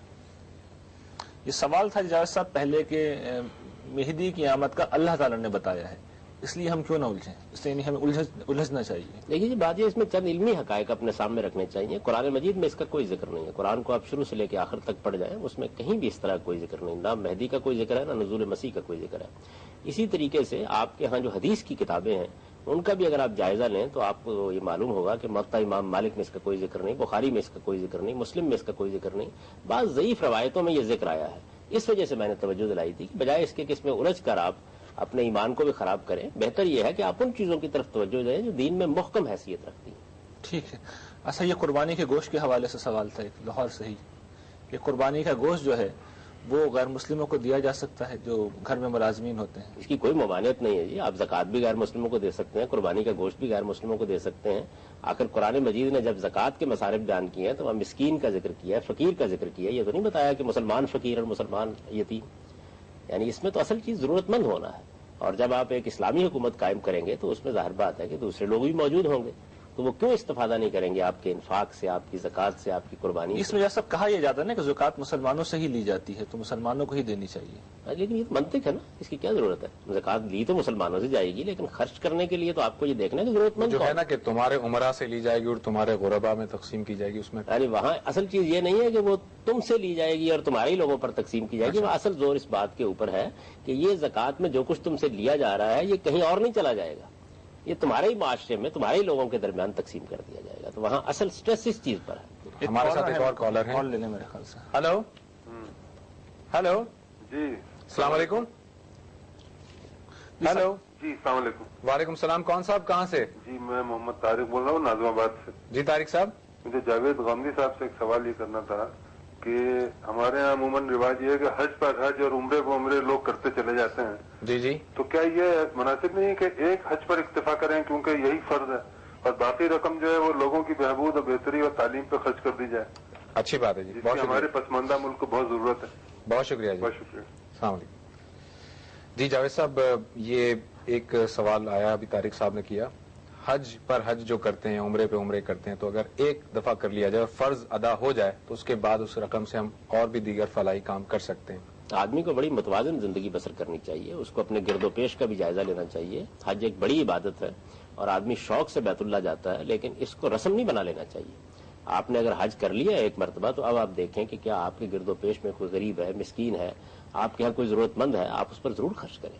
میرے نزدیک انہوں نے بڑی صحیح بات کی طرف توجہ دلائی ہے کہ عبادت کی اپنی اہمیت ہے، عبادت آپ کریں، آپ ایک کے بعد دوسری مرتبہ بھی جا سکتے ہیں، کوئی معنی نہیں ہے، لیکن آپ کو ایک متوازن انسان کی حیثیت سے یہ دیکھنا چاہیے کہ آپ کے معاشرے کی، آپ کے گرد و پیش کی ضروریات کیا ہے. اگر کوئی آدمی یہ دیکھتا ہے کہ میرے گرد و پیش میں یتیم ہے، مسکین ہے، کسی بچے کی تعلیم کا اہتمام نہیں ہو رہا، کسی کی ضروریات پوری نہیں ہو رہی، کوئی آدمی 2 وقت کی روٹی کے لیے ترس رہا ہے، تو پھر اس کو بہرحال غور کرنا چاہیے کہ یہ زیادہ ضروری چیزیں ہیں. اس نے جو ذمہ داری تھی اللہ تعالیٰ کی طرف سے وہ ادا کر لی ہے. اس کے بعد یہ چیزیں اس کی توجہ کی زیادہ مستحق. ٹھیک ہے جاوید صاحب، امت کے مسائل پر ہم گفتگو کر رہے ہیں. ایک بڑا اہم مسئلہ اس امت کا یہ ہے کہ یہاں پر مذہبی معاملات میں جمود کی کیفیت ہے. یعنی لوگ جو ہے اس معاملے میں کال میرے خیال سے پہلے لے لیتے ہیں. ہمارے پاس ایک کال آ رہی ہے. ہلو، السلام علیکم. مجھے یہ سوال کرنا ہے جی کہ عمرے میں تاریخی طور پر قربانی اس کا حصہ رہی ہے. رسول کریم صلی اللہ علیہ وسلم صلح حدیبیہ کے موقع پر بھی جب عمرے کے لیے گئے تو اونٹ ساتھ لے گئے قربانی کے لیے. اب ہم جب عمرہ کرتے ہیں تو قربانی نہیں کرتے، اس کی کیا وجہ؟ بہت شکریہ جی. عمرہ جب ہم کرتے ہیں جاوید صاحب تو قربانی کیوں نہیں کرتے، حالانکہ یہ پہلے شامل تھی؟ میرا خیال یہ ہے کہ لوگوں کو اس جانب توجہ نہیں رہی. قربانی کرنا ویسے بھی مشکل ہو گیا، اب حج کی قربانی بھی کوئی نہیں کرتا. آپ عمرے کی بات کر رہے ہیں، یہ جو قربانی کی جاتی ہے وہ تو اصل میں حج اور عمرے کو اکٹھا کرنے کے نتیجے میں کفارے کی قربانی ہے. قرآن مجید میں یہ بتایا گیا ہے کہ اگر آپ ایک سفر میں حج اور عمرہ اکٹھا کرتے ہیں تو اس کے نتیجے میں آپ کو یا تو قربانی کرنی پڑے گی کفارے کے طور پر، اور یا آپ کو 3 روزے وہاں اور 7 گھر میں آگے رکھنے پڑیں گے، 10 روزے رکھنے پڑیں گے. تو یہ وہ قربانی ہے. حج کی قربانی نفل عبادت ہے. حج میں قربانی لازم نہیں کی گئی، ایک نفل عبادت ہے. عمرے میں بھی یہی صورتحال ہے. تو نہ حج میں لوگ قربانی عام طور پہ کرتے ہیں نہ عمرے میں کرتے ہیں. اگر اللہ توفیق دے تو ضرور کرنی چاہیے. بلکہ ہدی کے جانور پرانے زمانے میں تو لے جانے کا طریقہ ہوتا تھا. لوگ ان کے گلے میں کلادے ڈالتے تھے اور خاص طریقے سے ان کو لے جاتے تھے اور پھر جا کے حرم میں ان کو ذبح کرتے تھے. یہ رسم اب ظاہر ہے موجودہ زمانے میں لوگوں کے لیے ادا کرنے کو آسان نہیں. ہمارے ساتھ ایک کالر موجود ہیں. ہلو جی، شاہد لاہور سے. جی شاہد صاحب. مجید نے کہ اللہ تعالیٰ نے مسلمانوں کو شہادت کے منصب پر فائز کیا ہے، اس سے کیا مراد ہے؟ جی بہت شکریہ جی. جی صاحب، سوال یہ ہے کہ اللہ تعالیٰ نے مسلمانوں کو شہادت کے منصب پر جو فائز کیا ہے قرآن کریم میں، تو اس سے کیا مراد ہے؟ دیکھیے جی، بات یہ ہے کہ شہادت کا مطلب پہلے سمجھ لینا چاہیے. قرآن مجید کی یہ خاص اصطلاح ہے، اس کے معنی کیا ہے؟ اس کا مطلب یہ ہے کہ آپ حق کو اس طریقے سے واضح کر دیں کہ وہ لوگوں پر اللہ تعالیٰ کی گواہی بن جائے. شہادت کے مطلب گواہی، حجت بن جائے. بالکل ٹھیک. اتمام حجت کا لفظ جو آپ بولتے ہیں نا، کہ کسی کے پاس عذر باقی نہ رہے، اس درجے میں آپ حق کو پہنچا دیں. یہ کام انبیاء علیہ السلام کرتے ہیں. اور ان میں سے خاص طور پر رسولوں کے بارے میں اللہ تعالیٰ نے یہ فرمایا ہے کہ ان کو ہم نے بھیجا ہی اس لیے تھا تاکہ لوگوں کے پاس کوئی عذر نہ رہے باقی، اور حق ہر پہلو سے ہر لحاظ سے ان پر واضح ہو جائے. یہ اتمام حجت یا یہ شہادت ہے جس کی وجہ سے رسالت میں آپ صلی اللہ علیہ وسلم کے لیے بھی شاہدن کے الفاظ قرآن مجید میں آئے ہیں. یعنی گویا آپ اپنی امت پر، اپنی قوم پر ایک شاہد کی حیثیت رکھتے تھے. یہ کیسے ہوتا ہے؟ یہ اس طرح ہوتا ہے کہ اللہ تعالیٰ جس کو اس منصب پر فائز کرتے ہیں اس کو اپنی دینونت یا اپنی جزا و سزا کا نمونہ بنا دیتے ہیں. یعنی وہ دنیا ہی میں اگر کوئی نیکی کرتا ہے تو اس کا صلہ اس کو ملتا ہے، اور اگر کوئی برائی کرتا ہے تو اس پر اللہ تعالیٰ اس کی گرفت کرتے ہیں. یہ معاملہ وہ رسولوں کے ساتھ بھی کرتے ہیں اور جن کو وہ شہادت کے منصب پر فائز کرتے ہیں ان پر بھی کرتے ہیں. تو یہ در حقیقت اولاد ابراہیم ہے، بنی اسماعیل اور بنی اسرائیل، جن کو اس منصب پر فائز کیا گیا. آپ سورہ حج میں دیکھیے، وہاں بڑی وضاحت کے ساتھ یہ بتایا گیا ہے کہ یہ ابراہیم علیہ السلام کی اولاد ہے جس کو یہ منصب دیا گیا ہے. ہم باقی مسلمان جب ان کے ساتھ شامل ہو جاتے ہیں تو ظاہر ہے کہ ہم بھی اس ذمہ داری میں ان کے ساتھ ہی شریک ہو جاتے ہیں، لیکن اصلاً اس کے مخاطب بنی اسرائیل اور بنی اسماعیل ہیں. اللہ تعالیٰ نے ان کو اپنی دینونت، اپنی جزا و سزا کا نمونہ بنا دیا ہے. چنانچہ ان کے بارے میں قانون یہی ہے کہ اگر وہ خدا کے دین کے ساتھ وابستہ ہوں گے تو ان کو دنیا میں سرفرازی حاصل ہوگی، اور اگر وہ خدا کے دین سے گریز کریں گے تو دنیا میں ذلیل و خوار ہوں گے. اس طرح گویا وہ خدا کی جزا و سزا کا دنیا میں نمونہ بن کر رہتے ہیں، اور جب ان کو سرفرازی حاصل ہوتی ہے تو پھر اس کا نتیجہ یہ نکلتا ہے کہ حق لوگوں پر بالکل واضح ہو جاتا ہے، اور اس کے بعد ان کے پاس کوئی عذر پیش کرنے کے لیے نہیں رہتا. یہ ہے اصل میں شہادت کا مطلب. اس کو یعنی کہ شہادت کہا گیا. امت مسلمہ بحیثیت مجموعی شاہد کے اس پر قائم ہے. یعنی اصل تو بنی اسماعیل اور بنی اسرائیل ہے، لیکن باقی لوگ ظاہر ہے کہ تباً اس کے ساتھ شریک ہو گئے. تباً اس کے ساتھ. ویلکم بیک ناظرین. بریک پہ جانے سے پہلے ہم جاوید احمد غامدی صاحب کے ساتھ گفتگو کر رہے تھے. ہمارے ساتھ ایک کالر موجود ہیں، دیکھتے ہیں کہ ان کا کیا سوال ہے. ہلو. حضرت السلام علیکم. وعلیکم السلام. جی میں مندرزہ بات کر رہی ہوں لاہور سے. جی فرمائیے. جی مجھے غامدی صاحب سے یہ سوال پوچھنا ہے کہ اگر میں صرف ظہر کی 4 فرض پڑھ لوں اور سنتے نہ پڑھوں تو کچھ گناہ تو نہیں ہوگا؟ یہ کوئی مسئلہ تو نہیں ہے؟ اور اگر اسی طرح عشاء کے بھی 4 فرض پڑھ لوں اور سنتے چھوڑ دوں تو یہ اتنا کافی ہے؟ جی بہت شکریہ. سنتے اگر اتنا فرض نہیں ہے لازمی تو پھر ان کو سنتے کیوں کہتے ہیں؟ بہت شکریہ جی، بہت شکریہ. ہمارے جن ناظرین نے ہمیں اس وقت جوائن کیا ہے ان کے لیے میں یہ اعلان کر دوں کہ اس وقت آج ٹی وی سے جاوید احمد غامدی صاحب کے ساتھ حج اور امت مسلمہ کے موضوع پر ہم لائیو ٹرانسمیشن کر رہے ہیں. آپ ہمیں کال کر سکتے ہیں. ہمارے جو لوکل ناظرین ہیں وہ 0900222222 پر اور جو انٹرنیشنل ڈائلر ہیں وہ 0037254111225 پر ہمیں کال کر سکتے ہیں. جاوید صاحب یہ ایک پہلے میں کال لے لیتے ہیں. ہلو جی فرمائیے. السلام علیکم. وعلیکم السلام. جی میرا نام سایہ ملک ہے. کہاں سے بات کر رہی ہیں آپ؟ کراچی سے بات کر رہی ہوں میں. جی سوال کیا ہے آپ کا؟ میرا سوال ہے کہ حج سنت ابراہیمی ہے. جی کیا کبھی ایسا ہوا ہے کہ حج کسی حادثے موقع ہو جنگ ہوئی ہو یا کوئی دوسرا ریزن ہو؟ ٹھیک ہے جی آپ کا سوال واضح ہو گیا. بہت شکریہ. جی جاوید صاحب ایک سوال تو یہ ہے کہ نمازوں میں صرف فرض کفایت کر سکتے ہیں کیا؟ سنن جو ہے انہیں پڑھنا ضروری ہے؟ اس کے حوالے سے آپ دیکھیے جی میں نے ابھی عرض کیا تھا کہ ہمارے ہاں جو ائمہ ثلاثہ ہیں ان کا نقطہ نظر یہ ہے کہ نماز کی دو ہی قسمیں ہیں. ایک فرض نماز ہے. فرض نماز کا مطلب یہ ہے کہ آپ نے نہیں پڑھی تو آپ کو اس پر اللہ کے سامنے جواب دہ ہونا پڑے گا, یعنی یہ لازمی نماز ہے اور اس میں مواخذہ ہوگا. اور نفل نماز کا مطلب یہ ہے کہ پڑھیں گے تو اجر ملے گا, نہیں پڑھیں گے تو مواخذہ نہیں ہوگا. ان کو سنت اس لیے کہا جاتا ہے کہ یہ نفل رسالت میں آپ صلی اللہ علیہ وسلم نے پڑھے ہیں. ظاہر بات ہے کہ نبی صلی اللہ علیہ وسلم نے ہمارے سامنے ایک بہترین نمونہ پیش کیا.